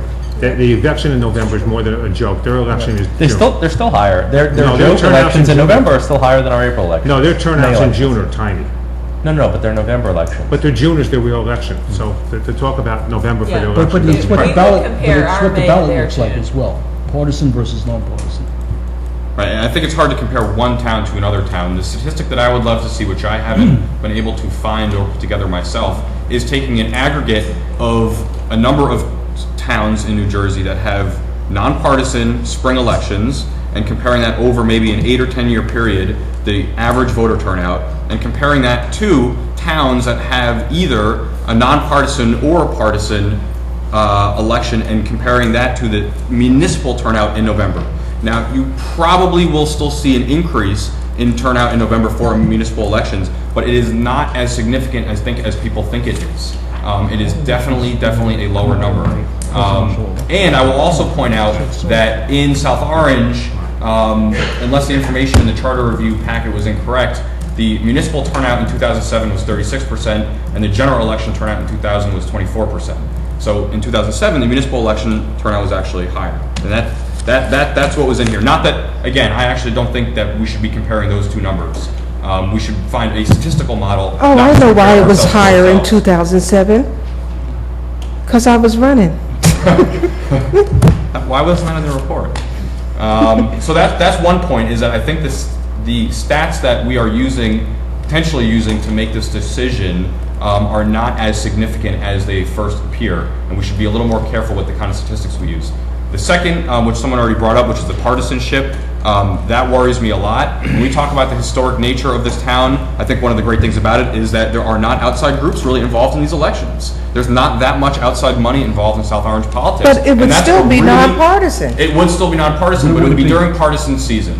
And I think that by putting one next to the other, that it's not going to 100% become a partisan election. We're not going to see Democrats and Republicans necessarily, but outside partisan groups that are active in fundraising in those time periods, which they're not right now necessarily, that you're going to see them potentially more involved. Well, we have to trust that the residents can make up their mind. You know, we're a very independent community, and they should be able to resist partisan influence if they choose to. And second of all, even though we're nonpartisan, meaning that we're not running as Democrats or Republicans, we are partisan in the sense we form our own parties. You know, we were Pure Progress, and there was another group, or whatever. You know, we create our own party. One comment here. You're definitely going to have to repeal the ordinance that permits only one sign on a property. That's got to go if you're going to go to November, for sure.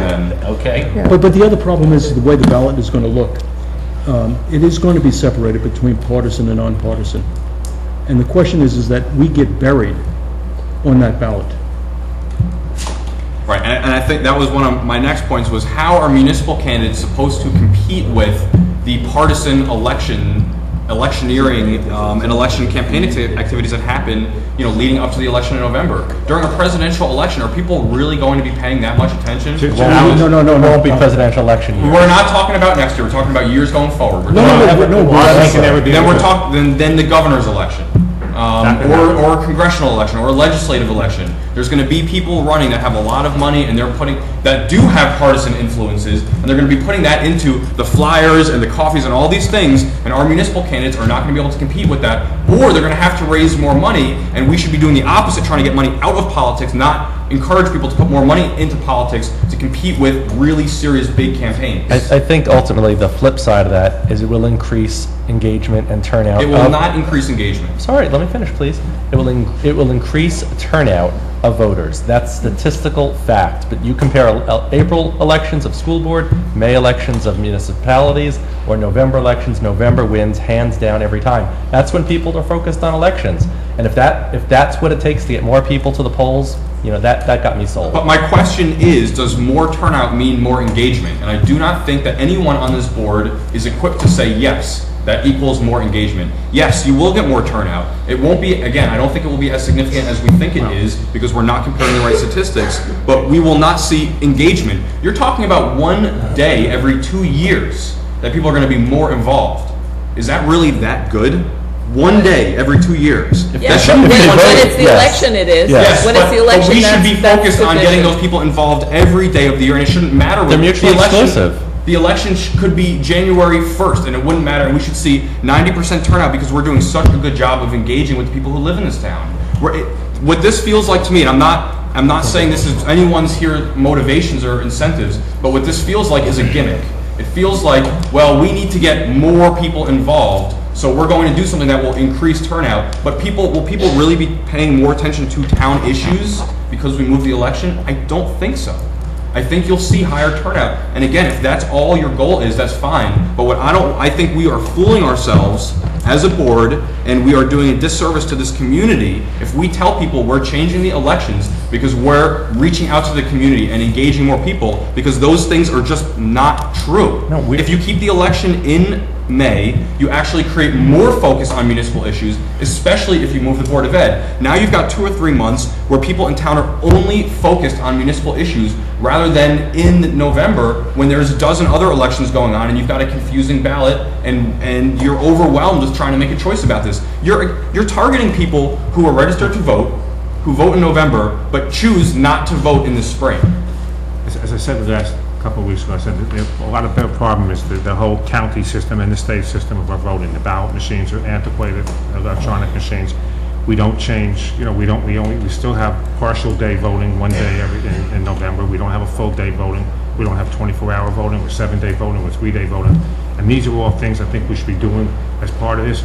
But the real question here is, has Alex's argument, and I agree for the most part that we should stay in May, but I'm not going to argue it anymore. But does anyone, are the 4 people who are against moving the election, have any of you changed your mind based on Alex's arguments, or just because? This is hot air. What? Yeah. That was it. Robert, how much does the May election cost us? But Mayor, it's $24,000 every other year. It's, 24 to It comes under out, 30,000. say it costs us less than $15,000 a year if you do it on an annual quarter debate of the budget. I'm not really sure that, to say that we move it to November, it doesn't guarantee us of saving that full cost. The county still has the right to pass on some of that cost to the town, and they may say, you're nonpartisan, we're going to continue charging you $15,000 a year. We don't know what the We don't know what the county's going to do. significance will be. Not to mention, I think for us to make such a large decision on $10,000 or $15,000 savings per year, every board member up here has voted for things that cost more, that are less significant. I just want to make it clear the money has nothing to do with my vote. I was just curious about that. And in yeah. fact, I think this is so much not a gimmick. I think the concept that more people are going to be voting, whether you call that engaged or not, to me, if you go to the polling place and you pull the lever, you're engaged. Even if the last thing you want to do for the other 364 days is be involved in village government or volunteer or whatever. But you know, the very self-same, and I know you're very sincere and passionate about your views, and I respect those views, but to me, the concept of awarding the trustees, which is, and the village president, which is just 7 people who commit to a very, very long term. 4 years is way too long a term. To say that it's necessary to get people involved who can't afford to be involved and so on and so forth, to pay them a stipend, to me, that's a gimmick. And this is a legitimate way of letting people who have no intention of being involved, because they have a million other things they're involved in. They're involved in their church or temple, they're involved in their family, they're involved in the school, their job, you know, so on and so forth. This is the one thing that's important, and we are leaving those people out of the entire electoral process because, for whatever reason, and I'm not defending it, people are focused on November elections. That's when the turnout is. But instead of taking that and kind of riding the wave of November elections, we should do better here.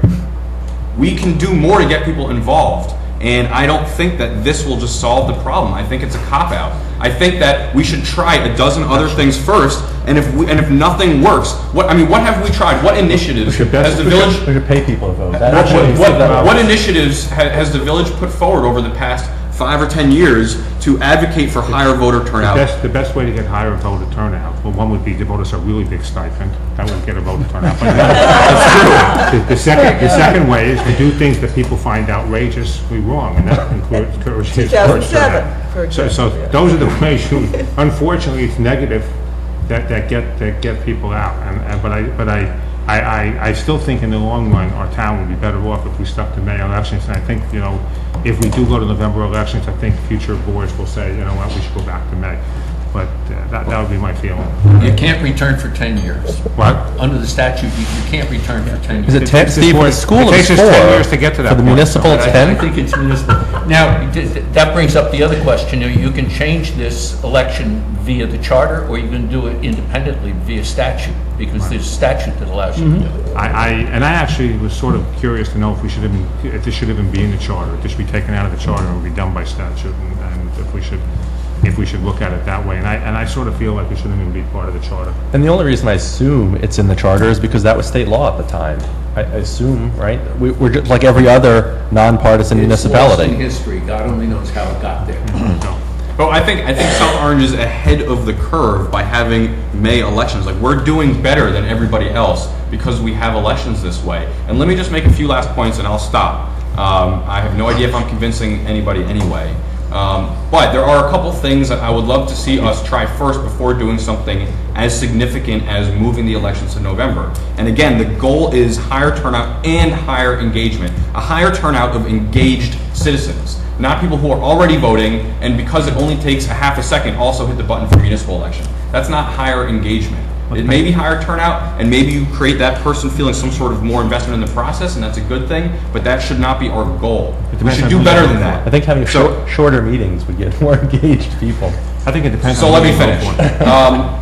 Advocating for more time to allow people to vote, as Trustee Rosner said, and advocating for voting machines that are easier to use. And I would love to see people advocating for voting electronically as well, which will happen at some point, and we should start developing those systems sooner than later. Advocating for Election Day to be a holiday, so people are not forced, so no one is forced to choose between going to work and getting a paycheck or civic participation.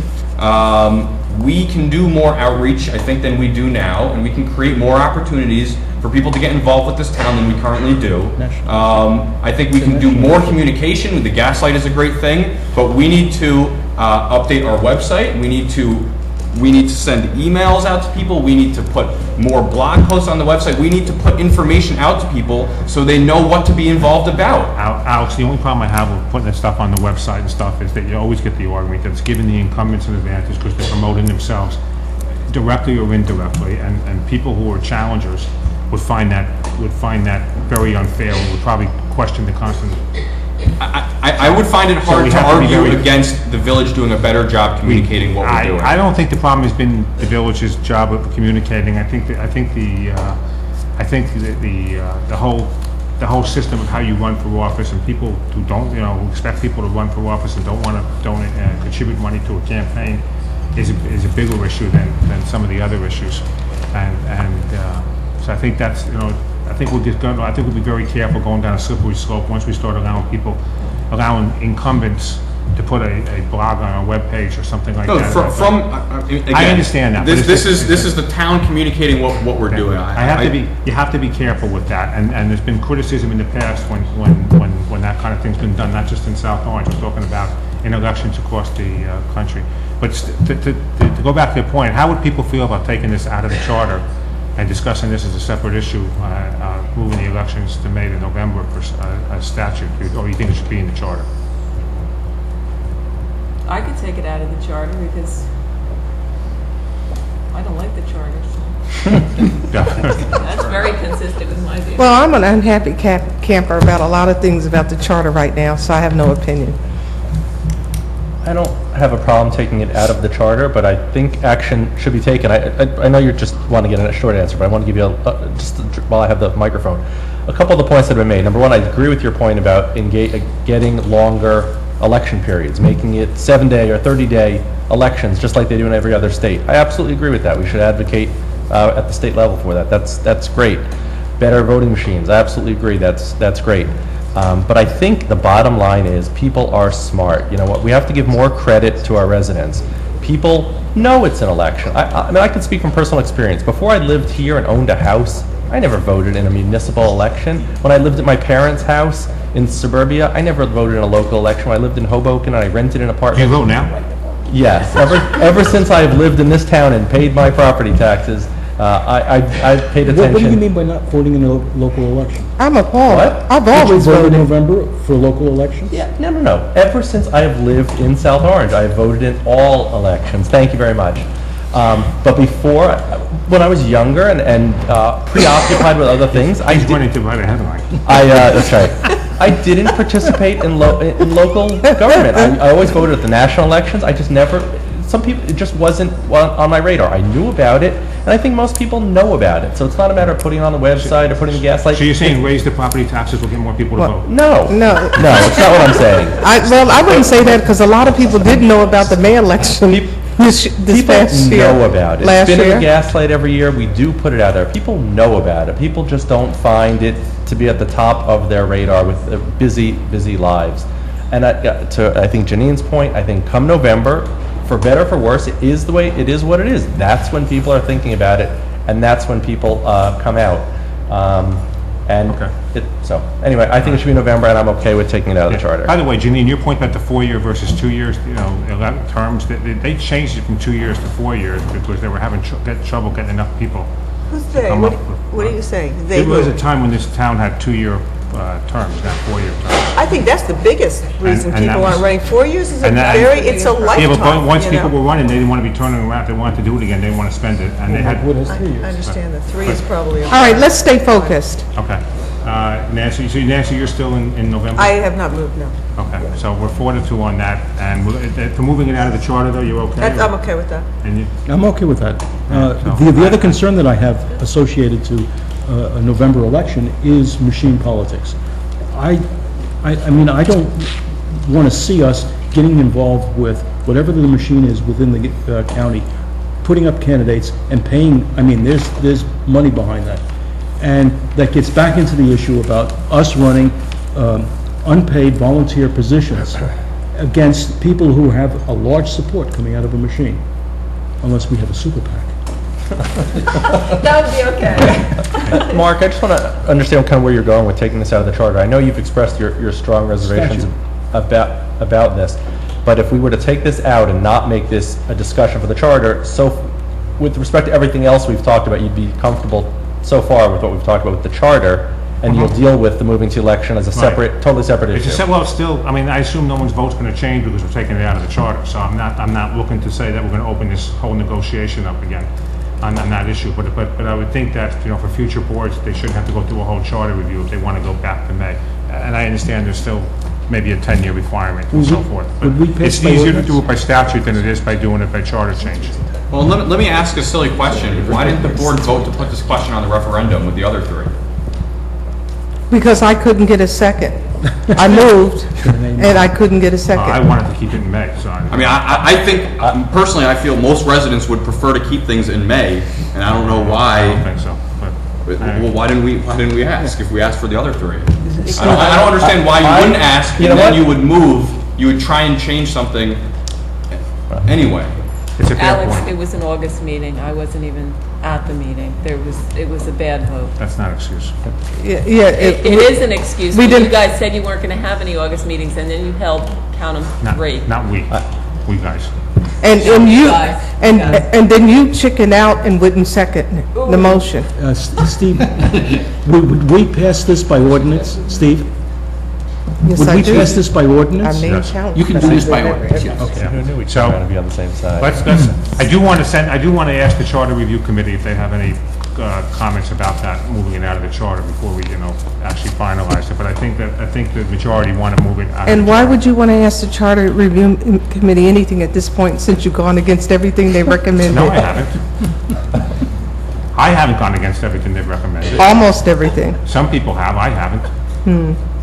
So, Okay. Are everything you else finished on- with the list? 'Cause I want Everything to else on this list is minor. Does anyone else have any comments? I want to Anything else? revisit one thing that I unfortunately had Can we another ask if anyone else commitment. has anything else about anything on the list? Excuse- Everything else on the list is minor. I just want to know if anyone else has questions about the other list before you go back to your comments So, about. Mark, let me ask you a question. Like, some of these are changing titles, like municipal, like village council, municipal attorney. Since since we're not changing the name, are we changing titles of positions? I don't really care, but where are we going with that? It's a good point. I would, before, unless Deborah convinces people to change their mind about it, I think that you're right. We don't have to do with that. What? Change the name of municipal attorney to village attorney. And village town. treasurer to CFO? Well, no, that's the statute, isn't same. it? Yeah, that was a statute one. Oh, okay, okay. But the attorney we're still going to call him whatever we want to call him. The clarification that's needed on Take it anywhere you want. Not late for dinner. 2.7, Steve, on 2.7, which is the wording change, read voting by village president. What is that? I don't have that in front of me. That's all it says there. I don't remember what the. Yeah, I don't- What's the word? 2.7. It says wording change, read voting by village I president. think it was just taking 2 words out of the charter paragraph. I think there was 2 words in there or something that made it. The language reads, village president, presiding officer, the village president shall preside over meetings of the board of trustees and may participate in discussions at all meetings of the board, and then this part was stricken, but shall have no vote except as provided in Article 3. Because it was redundant, I guess. The village president? Yeah. No, sorry. No, the language. And then on 4.4, again, it's powers of the village president. It says clarification. Do you have It that? says what?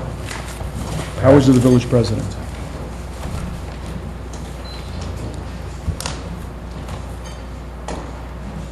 Yeah, the clarification is the report annually in writing to the Board of Trustees and the public was added.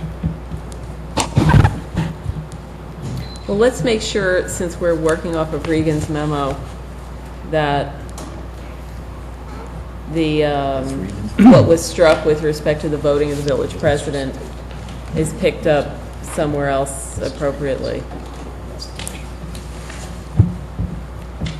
I think the point is that in 3.3b, it reads in the charter, no resolution may be adopted without the affirmative vote of the majority of the trustees. Present instead of present and voting. Right. The village president may cast a deciding vote in the case of a tie vote. I think my guess is that the redundancy was with that sentence. Yeah, but what about ordinances? Right, Because it that says doesn't. I think that's a good question. I'm not sure why that was It's taken out of the spelled earlier out part. in the booklet that they gave us. I just don't remember what it is now. It's not. That's what I'm looking at, and it's not really explained this one. Yeah, Regan may not have picked up on that in this memo. Yeah, but we can ask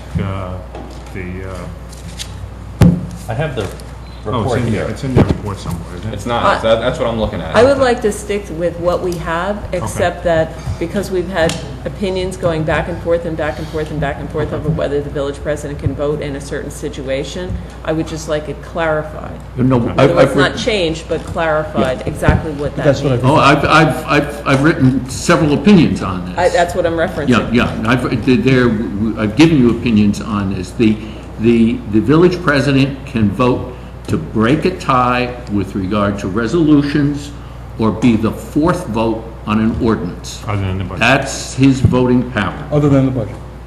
other than a budget. On the budget, he has no vote. And that's consistent But he with, breaks the tie on a resolution that was consistent with what Dave and Schechter be the said. fourth vote on an ordinance. Okay. That was consistent with Dave Schechter and Ed Matthews' opinion too. Where is, in the charter, is the ordinance address? In 3, in Article 3.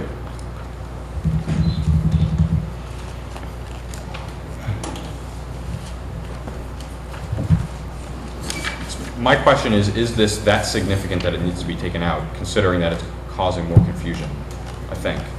Right? Is it this part being stricken that's causing the confusion, or is it the No, I rest think of the they just charter? wanted, I think the whole point was that we should clarify it. It's 3.3A. No ordinance may be enacted without at least the affirmative vote of 4 trustees or the affirmative vote of 3 trustees and the village president. Yeah, so it was confusing. That's what caused the confusion. That's why we struck it. Okay. Okay. Yeah, we agree with them. Okay. All right. Trustee Davis. Just wanted to You have 30 revisit, seconds. who says? I thought we gave everyone 30 seconds before. I just want to be fair Well- and consistent. Well, He actually gave either of those things. He gave us 20 seconds. He'll give you 30 to Yeah. support. yeah, and I'm mindful that I'm in the public and on camera, so I will edit my comments to you. Take her off camera. And we'll share it with you at a later time. Just wanted to get back to, and I will be quick though, to the discussion that was had in my absence regarding changing trustee to council and president to mayor. And what was the vote on, or a poll on that? It was 5-1. Oh.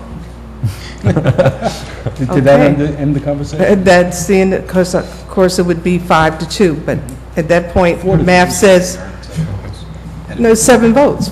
Isn't 5 and 2 7? We're not counting me. I don't. No, that was 5. You were the one. It was 5-1. Alex was the one. Okay. So All right. So it's 5-0 if you want to go that way. I want to make the change, but obviously I'm outvoted, so. Okay, End of discussion, trustee Rosner. that was fast. I've got a number of questions, but most of them are just looking for clarification about what the general law stipulates, which didn't seem to be elaborated in the report. So I can just ask that over email to village council or someone else. I'll take up the board's time, precious time, your precious time. I know we have an early morning meeting tomorrow. That's it. That's it? So just to sort of recap, not each item, but, so what's going to happen now is somebody's going to redline a version of the charter with what's been discussed here, circulate that, and assuming that we say, yep, that's what we agreed to, we need an ordinance or a resolution to adopt that? I think it's an ordinance. I have forgotten that. I'd have to go back. Yeah, you better go back. I thought we said resolution, but it might, we probably should do it. Whatever, We probably want to. I'll advise you. So we need something to codify that, and then it will be sent down to Trenton. It's an ordinance. It is a resolution. You are right. It says, we have a flow chart in the charter review package. Yeah, it is a resolution. Yeah, I prepared that flow chart. It says ordinance, though. Does? Yeah. Okay, so we'll do it by ordinance. Okay. Ordinance adopted to petition legislature to amend charter. Because it Okay. needs a public hearing. I think originally Makes said we sense could it do would it by be an ordinance resolution as or opposed to ordinance, we were going to do resolution. it by ordinance because it made sure we had 2 votes in a public. Comment. Now let me ask you, Steve, with Trustee Rosner's suggestion about pulling the move to November elections out, can they both travel in parallel paths? In other words, can we do an ordinance to go ahead and do that independent of the charter change? Yes. Yep. Statute allows that. Because I didn't get a second to vote on. What was that? Okay. So it's a race. Which one gets done first? Right. Well, since we failed to support very little of what the Charter Review Committee came up with their reviews, and what I'm interested in, I'm in no hurry. All right, so we'll get that back and we can move on to our next item tonight. Okay. Does that, just on if you move the election, what happens to the terms of the people who are? They get extended. Oh, I'm changing my vote. I vote no. And by the way, I knew that would do it too. Amend that, please. That's why I did it. November 12th. Can we move it up quickly? Okay. I guess does your husband have a vote on this? So the next item is moving the Board of Ed election, which I have Trustee Goldberg here to comment on. Yeah, it was a follow-up to our discussion last time that we had at our last meeting, where we agreed, and by the consensus agreed in principle, that we would support the idea of moving Board of Ed elections to November, but not until next year, 2013. And there's been some peripheral conversations with our colleagues in Maplewood and the Board of Ed, and it just seems like I have the concern that the Board of Ed is in no hurry to do this. So what I would like to suggest is for our next meeting, for us to have a resolution asking the Board of Ed to do this, effective November 2013. Period. I like that. So expressing our support. Our colleagues in Maplewood said they would do something similar, and the thought being that if they got something formal from this body and from Maplewood, they may be more inclined to move. Because looking at the calendar, right, obviously the Board of Ed sort of stops come June 1st when the school year ends and then picks it up again in September. I'd really hate for them to revisit this next fall or next winter, and then we're in the exact same predicament where, there's an election underway and it gets pushed off again.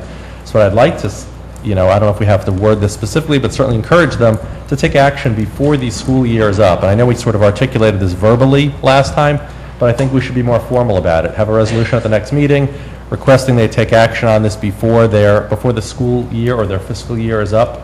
And that way, if they decline, we can then discuss if we want to, do a referendum in November, or if we want to take other action, if we want to just do it ourselves in conjunction with Maplewood. But let's give them the opportunity to take the lead on this and do it before the school year is up. I think that makes a lot of sense. And I'm sorry, yes, I know what you're going to say, but obviously this is all contingent on the governor signing into law the piece of legislation that would enable us to do this, which as of today still has not been signed. One other comment, that as long as it doesn't move to November, you still have your power under the Board of School Estimates. Right, that's the that point. That only kicks in. I had somebody do the research on that one. That only kicks in if you change to November. Right. The question, and that was a question that I would have, I would go along with that. I currently disagree in moving it, but I would go along with that if we could define what we want to do with the Board of School Estimate. There are different underlying issues that I hear that Maplewood would like to do as well with the voting structure of the Board of Education. And we're losing the power of the Board of School Estimate by doing this.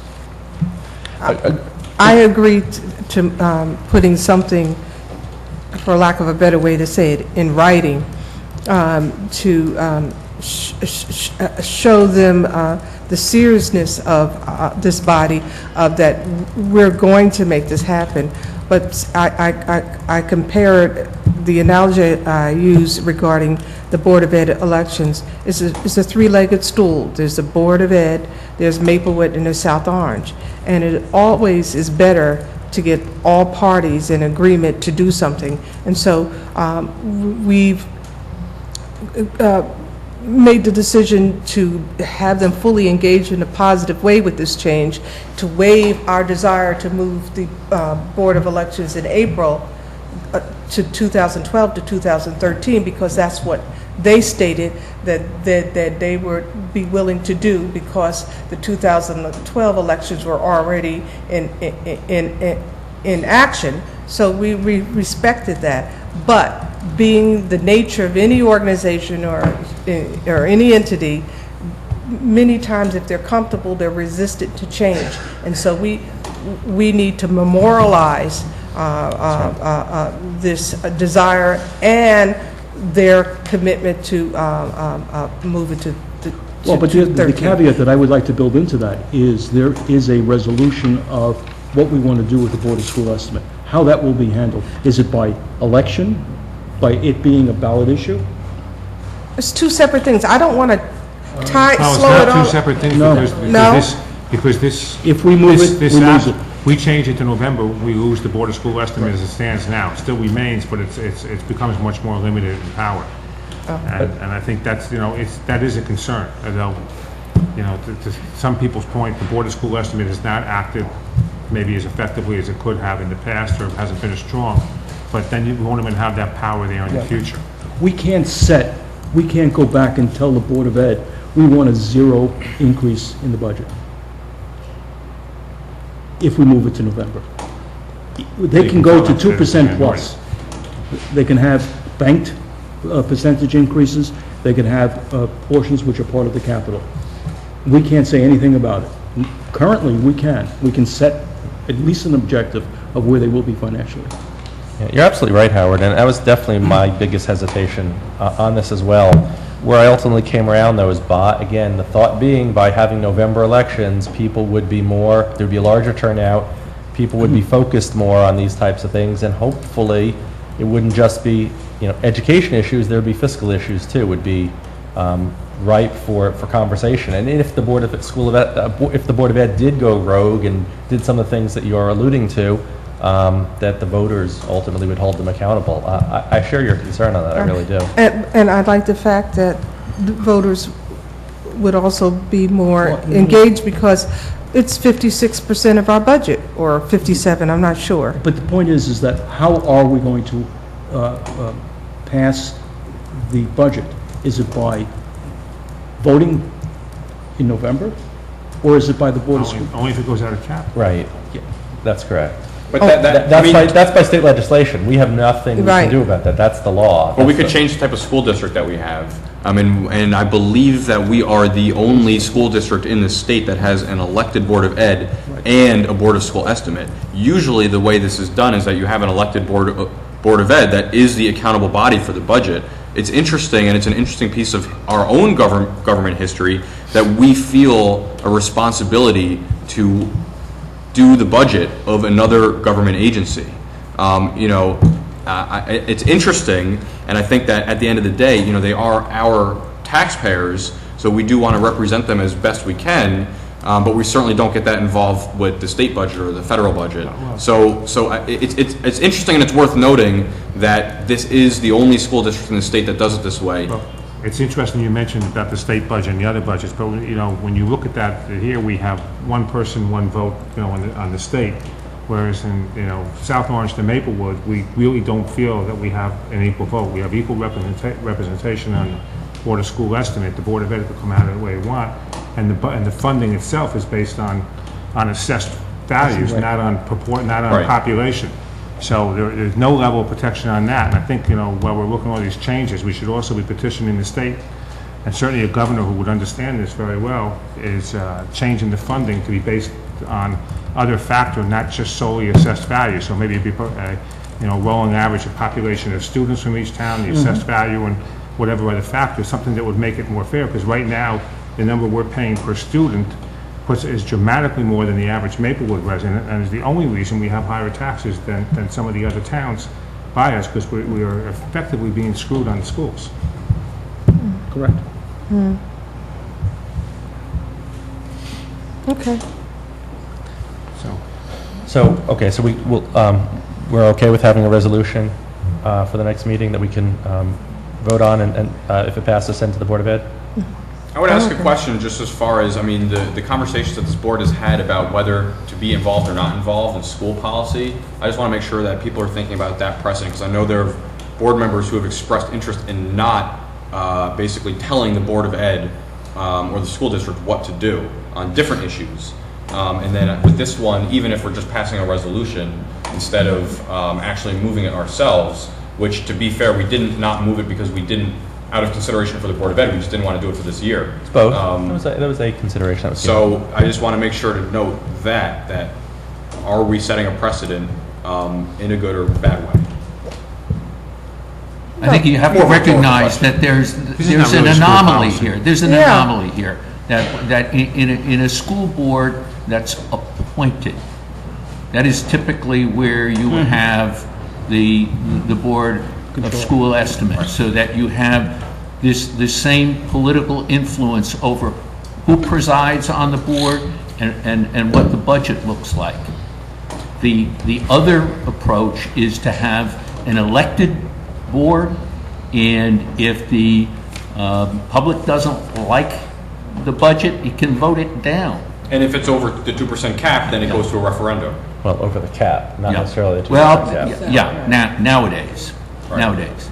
And we have this hybrid where we elect folks, but then the same electorate that elects the board has to wait a good period of time before they can get to vote them out, rather than to vote on the budget itself. And I think that's the mismatch in where we are. And there's a statute that reads as though there are all kinds of school boards that have this arrangement. When you dig down, it's us. There's this one section in the green books that relates only to us. State, just only us. to us. And how we got there is lost. I mean, I've inquired of the attorney for the school board, and the school board attorney has no idea how we literally got here. It happened somewhere in the split up between Maplewood and South Orange. I've had conversations with people to the effect of it being an equalizing factor to what was just mentioned, as far as ensuring some sort of equal-ish control of the school district, where one town had a higher population, that being Maplewood, but the other town paying more per person as part of the school district, so that the Board of School Estimate was supposed to be an equalizing factor in that accountability, rather than the Board of Ed, which may not be split that way. But I have no idea. That's only hearsay.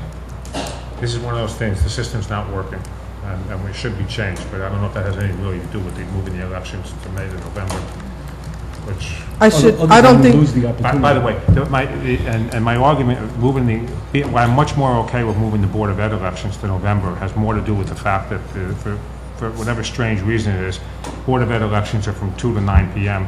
and not even all-day elections. So you can't, if they had said, they were going to change Board of Ed elections to be, 6 a.m. to 10 p.m. and leave it in April, I probably would not be, so much in favor of the change. But this is really, it's really a shame that there's only 6 or 7 hours for it. And that's another reason for the low tone. Which is so bizarre when it's almost 60% of our taxes. Okay, so what are we So doing? this board wants a resolution? Yeah. Yes. Okay. Concurrent to that, I've been asking Steve pretty consistently for a memo regarding some of these issues the Board of School estimate. Why don't we form like an official, I hate to do this, a subcommittee, so that we can have, a formal discussion of these issues? Sure. Rather than having me email you every 2 weeks and ask you where the memo is. So, I don't know if anyone, Howard you seem pretty interested in it. You want to just take it up at legal? Howard, you're part of You legal, want to do no? it legal? Yeah, we can do it. Okay. That way we don't have to form another committee. I think it's critical to this village not to lose the Board of School I estimate. agree with you. I mean, the election should move, but we cannot lose the Board of School estimate. But you're losing the real authority that you have now by moving it to November. Everybody should recognize that. That's right. Once you move it to November, We lose it. you lose the real authority you have.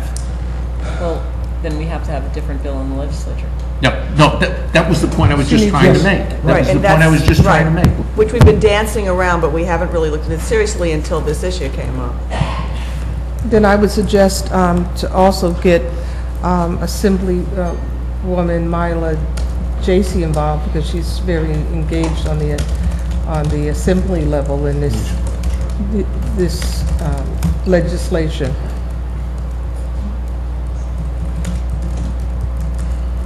Okay, so we'll put it on the agenda.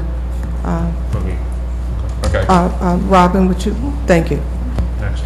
Okay, did you just want a quick update about? Yeah, that's all I was asking for. I was thinking, just like we talked about monthly on our first meeting of the month, doing an update on East Orange Water each month, I thought it might be helpful at the second meeting of each month to do a brief update on the Village Hall renovations. Obviously, it's something we all want to know what's going on, and obviously the public wants to know too. I think it's very visible. And now that we're no longer doing our conference agenda format, there's really no other mechanism to share a public update. So, Sal, if you wouldn't mind. Are we almost done? Are we almost done with it? Yeah. Yeah, have you noticed? It's much nicer. Yeah, the building is falling down. We'll have to I'm sorry, I evacuate can't soon. hear you. Good. The Don't say building that is too falling loud. down, we'll have to evacuate soon. The building is falling down. Okay. Okay. We received proposals for the construction manager. We received 12 responses to the RFP. I narrowed it down, short list. I distributed the four of the 12 to members of the Public Works Committee and to the village administrator. And I think we're pretty much in agreement on one consultant, so I'll be making a recommendation to the board, passing it on to Barry to review. So hopefully we'll be able to move forward with the construction manager. We'll be meeting hopefully within the next few days to finalize the floor plan. The architect prepared another layout which incorporated some of the suggestions that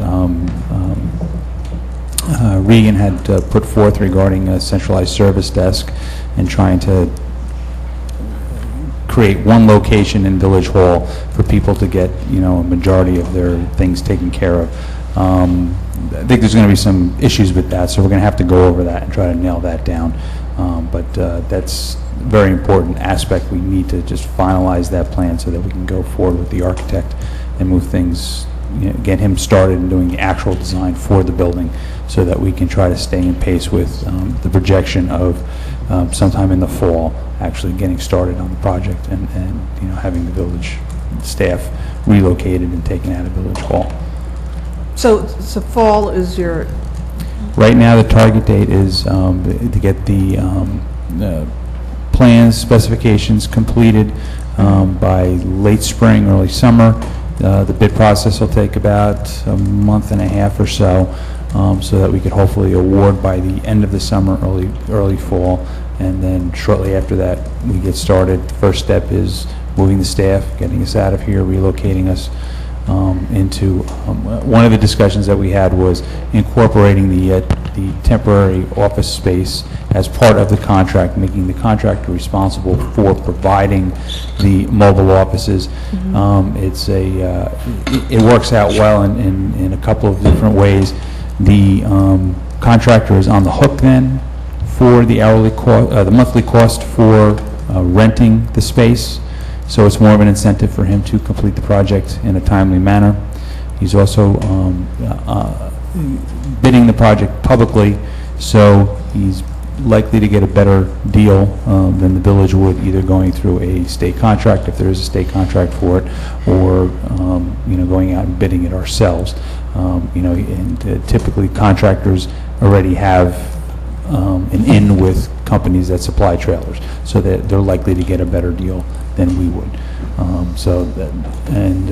The construction manager proposals that we received, the ones that I shortlisted, several of them mention what we're proposing to do, and the one in particular specifically stated how he would help the village in the process of setting up the trailers, working with the contractor, getting everything organized, and helping us to relocate, to make it as easy as possible.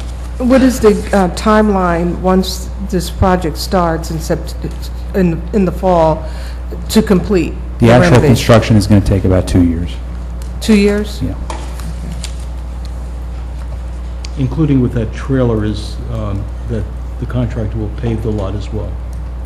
You mean the final paving after the work is done? No, the preliminary. Yeah, the preliminary setup would include the trailers, the hookups, the sanitary, the water hookups, things like that. The contractor would be responsible for doing all of that. Spoken with the architect, he doesn't have a problem with it. I'm going to have to provide him with the information regarding the site, the surveys and the locations, and basically the layout to include into the specifications, but he doesn't have a problem with that, so we'll provide him with that information. Sal, a couple of months ago, there were some emails that went back and forth about the costs for fit-out and perhaps for landscape and hardscape, and then we talked a little bit about a methodology for making those kinds of decisions. Have you thought any more about that, and are there any new budget numbers to put towards those two issues? Regarding? Fit out, like the quality of the final finishes and the fixtures and furniture, and also there was no budget for landscape and no budget for hardscape. Okay. And the second part of that is there's the means to make a decision on those types of, would turn out to be aesthetic decisions. Okay, the landscaping is very minimal. There's not a lot of landscaping around the building. You're basically looking at just this area over in here. I know there was discussion regarding some signage in the front of the building. If you wanted to put like a ground sign at the corner or something like that, the architect could, I'm sure could come up with something that we can run by the board, some ideas regarding signage. So there's a sense he's going to duplicate the landscaping we have now, more or less? Pretty much keeping it the way it is now, providing the path that's there now from the South Orange side to the door.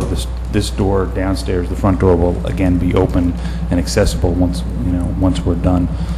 It won't have to be locked, so that basically the steps in the front will be restored, and the path would be in the same location.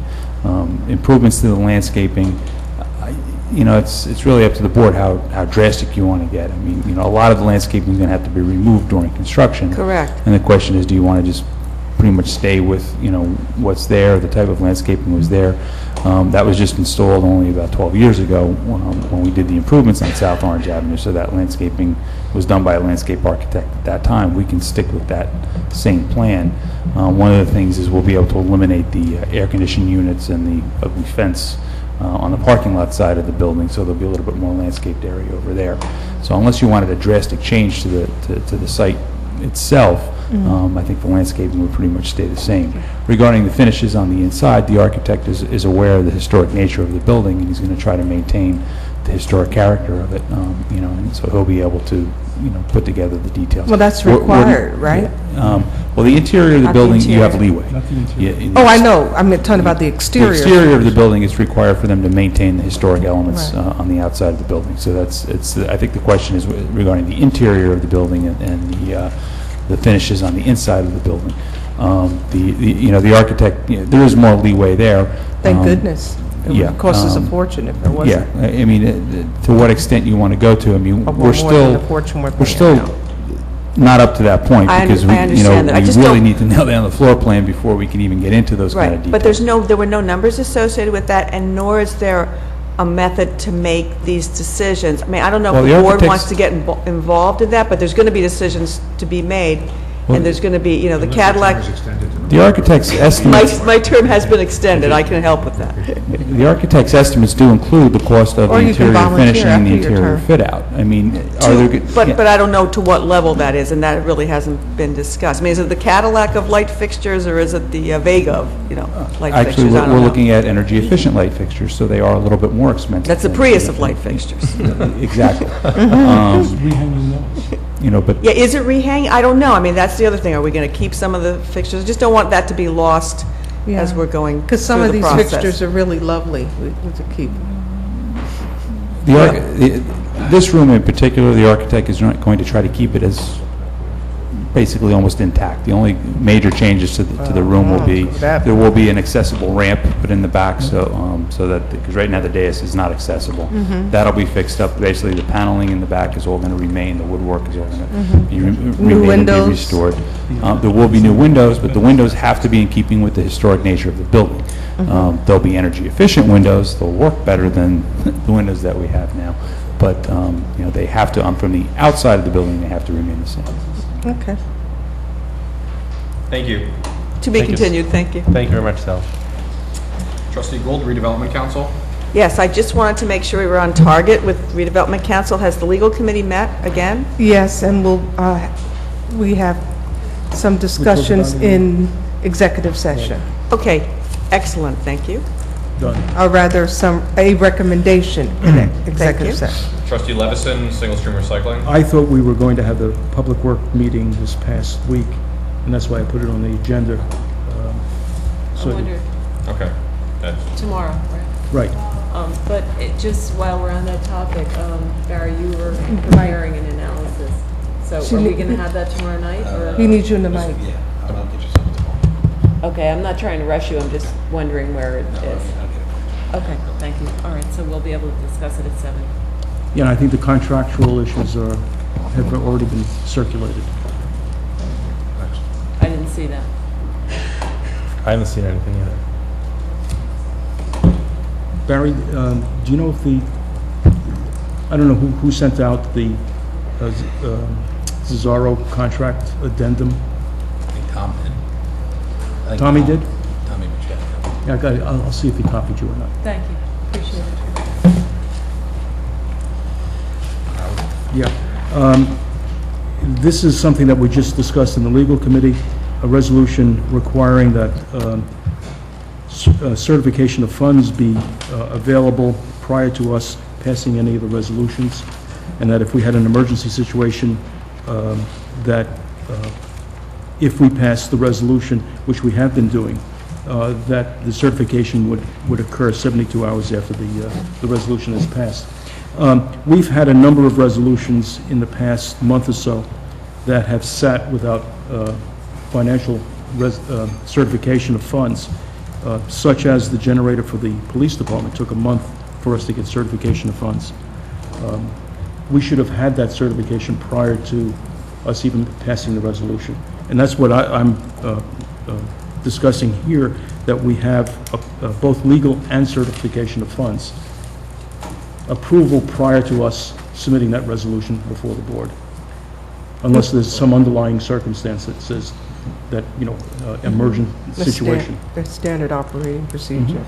And that's one of the reasons why recently our agenda process, this won't make sense unless I explain it for the public, that instead of trying to create our agenda by email, which is time-consuming and a little chaotic, instead we're going to try out and experiment a little bit with using a form. We will have to fill out required fields and, for example, talk about whether it has a budget impact and check off if they need a resolution. And now that being submitted enough in advance, we'll be able to make sure that nothing gets through the cracks, because we'll have a spreadsheet of who has already seen a potential resolution, and if a resolution is needed, now we know that we need to do those things. Whereas before, some of the agenda items would get added and we wouldn't necessarily know if it was a discussion item or if someone wanted a resolution. So that should help this a little bit, at the very least. Okay. But I agree, I think this is important. But it leads to where we have resolutions where we're awarding a contract, and the contract should have a sign-off by the village council, and as well as should have certification of funds. Okay. Okay. So we've got a couple resolutions on our consent agenda this evening. Yes, thank you. We have a resolution adopting the 2012 amended temporary budget, resolution to effect transfers between certain budget appropriations, a resolution approving a raffle license application to the South Orange Lions Club, and a resolution authorizing an executive session at tonight's meeting of the Board of Trustees. Okay, and the items that we have for this evening are Villager of the Month nominee, Sterling Pilot, SOPAC Consulting Report, and Affordable Housing. And there are two that I would like to add, one of which is OPEIU negotiations, and the other is Administrative Consultant Services. Did you fill out the form? I did. And But I only sent it to myself. also add on there personnel matters. Okay. And we have the redevelopment. And the redevelopment. Council. I'll move the consent agenda. Second. No, whoa. I want to ask you a question about one of them. What do you want to ask a question? On the temporary budget, and I see John is here. We're transferring funds for $35,000 for Jitney. What is the purpose for that?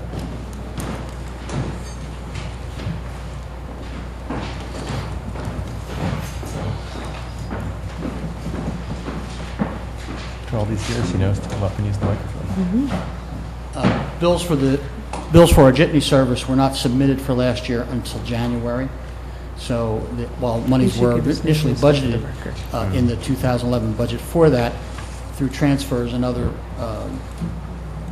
demands on the administration budget, those funds were spent in 2011. Therefore, when the bills came in 2012 for 2011, we need to transfer them. And the same thing for the legal? Legal's the same. Thank you. Was there a motion? And I Thought I heard a second. motion. Yeah. And there was a second. Yeah. All in favor? Aye. Any opposed? Great. Bills. Yes. The list of bills audited by the village treasurer dated February 12th, 2012. Each member of the Board of Trustees had been provided a copy of the bills Isn't it list. February 21st? I said February 21st. You said February 12th. Okay. February 21st, 2012. Each member of the Board of Trustees had been provided a copy of the bills list prior to the meeting, and I moved the bills list. I second. There was a question on two items. Again, this category of OEM came up again that we hadn't seen previously. There was vehicle equipment and radio installation. All right. Just wondering if anyone knows what that is. Obviously, I do. That is a radio for a vehicle, and that's lights for a vehicle for OEM. Are these repurposing? Did John used to have these? Yes, he did. So are these repurposing of those? No, that was more expensive than doing it the way that we did it. The radio was used from the fire department. I worked with Chief Markey. You know, it was pretty much the cheapest. It's not done, but it's pretty much the cheapest that it could be done with. And what happened to the old equipment that John used to have on his vehicle? The vehicle went to Chief Markey. It goes to Markey. So the equipment stayed in it. Okay. There was a move? Motion? Yes. Was there a I second. We already, All in favor? Aye. Any opposed? Okay, is there any new business? Yes. I'm curious. I see a lot lot of guests.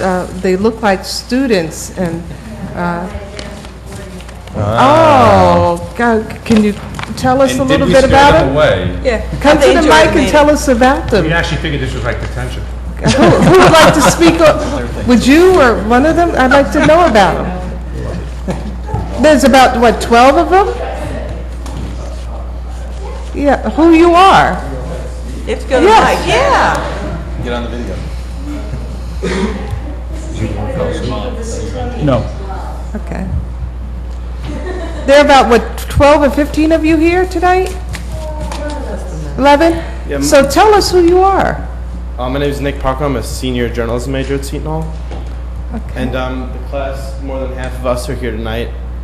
And was 2 or 3 other students are going to the Maplewood meeting? So more of you came to the South Orange meeting, is that on record? Yeah. And you're right that when you compare notes that the South Orange meeting was more interesting and engaging than the Maplewood meeting, you'll write that, right? I mean, my availability is better to come to this one. And the assignment is just Dr. Nyberg, who's obviously the professor. We're learning how to write stories about meetings and municipal government and whatnot. So she assigned half of us. Well, she let some of us come here, and the other people chose to go to Maplewood. And then after this, we're going to write articles and stories about this, and she's going to grade them. Great. Do by 9 So they're o'clock. doing your work for you, huh, Amy? Yes. Okay. Well, thank you for Thank you for letting us come. be here and see how municipal government works or doesn't work. Thank you. Thank you. Thanks. Thank Good you. night. I had one other item on new business. I asked to be put on the agenda, but it got pulled. I wanted to talk an update about C3 and what we are doing about getting off of C3. I looked back at some old minutes, and I first brought this up last April, and we brought it up again in October, that this has been going on for almost a year now for a vendor that we all agreed we need to do away with. So who's taking the lead on this, and what's it going to take, and what is the plan for getting off of that vendor? Well, it's not that simple, and it's been Trustee Levison and myself and Stan and the administrator, we've been talking about it, which was the reason it's not on the agenda, is it's not really anything for the board to discuss right now. But we're looking at the different options, we're trying to figure out what we can possibly do, and when we have a set of options, we're going to come to the board and ask for a direction to go. But as I said, we're not quite there yet. We're still getting all the information from the different companies. We're going to look at them. It's going to probably go to the IT committee, and then it will come to the board trying to follow, I don't know, some sort of proper governance procedure. Right, but again, like I said, this has been almost for a year now, and the contract has long since expired with this vendor. And we all agreed, we need to get off of this vendor. And we need a timeline, because let's say this is February. Come April, I will no longer approve the bills list if it comes with charges to that vendor. We just can't be paying for this vendor anymore that's not providing us the service that we all agreed. Well, they do provide us a 9/11 service, but it's not that easy to unwind that product from what we have on our website. Right, it's just not this simple, and our one IT person has a lot on his hands right now, considering that we're moving out of this building and our servers are in this building. So this is not the project that is number one on the top of the list right now, but it is something we've been discussing. And when we have something ready for the board to decide, it will be brought to the board, no doubt. I think everyone wants to figure out the best way to do this. We don't know exactly what that is yet. We don't even know exactly what the options are yet, what the costs are, exactly what we need from each companies that we're looking at, offer different services. And once we get that more organized, which we started to draft a memo, then again, it will come from that group to the IT and Finance Committee, and then it will come to the board. We did one thing, we asked Stan to ask C3 to give us the latest version and install the latest version on our system. Supposedly it has functionality that we've been looking for.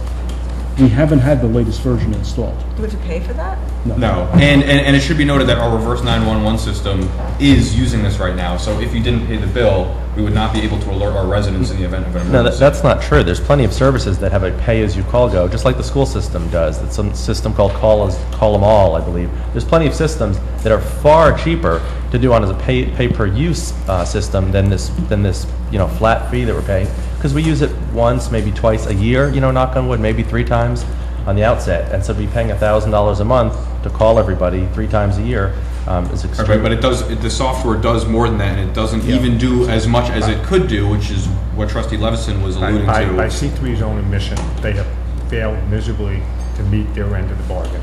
That was by their own admission. That's like 2-3 years ago, and we paid for the full package, and we haven't gotten the full package here. I felt if we didn't pay for another 3 years, they would still owe us money. Never mind that they stole an employee from us, didn't pay us an executive recruiting fee, didn't call, didn't apologize, none of those things.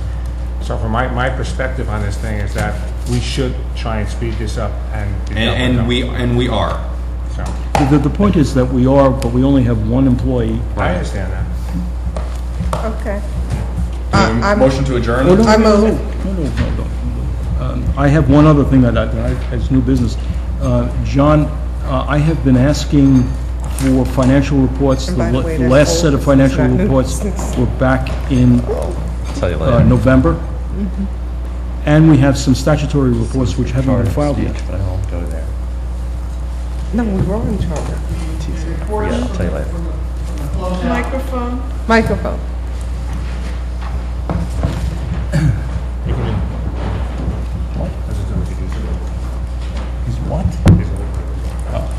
The reports from the end of your closeout will be up this week. They've been finalized. As far as the statutory reports, the annual debt statement was completed and has been filed. The annual financial statement, which is normally due by the 10th of February, with the extension of the budget deadline, which was also the 10th of February, that has to be filed by the time the budget is introduced, and will be. The auditors traditionally have completed both the annual debt statement and the annual financial statement. I did the annual debt statement this year because it was I was able to get that done. But you haven't provided a copy to us. I'll see this distributed. And the other request was when you did the closeout, you were going to redo the capital budget? The closeout is completed. Now I'll finish breaking down the capital budget. I will have to sit with Barry some more and go over projects that have been completed, and so that, we only activate those projects that are remaining. I move. I move to adjourn. All in favor? Aye. Thank you. Thank you, Stan.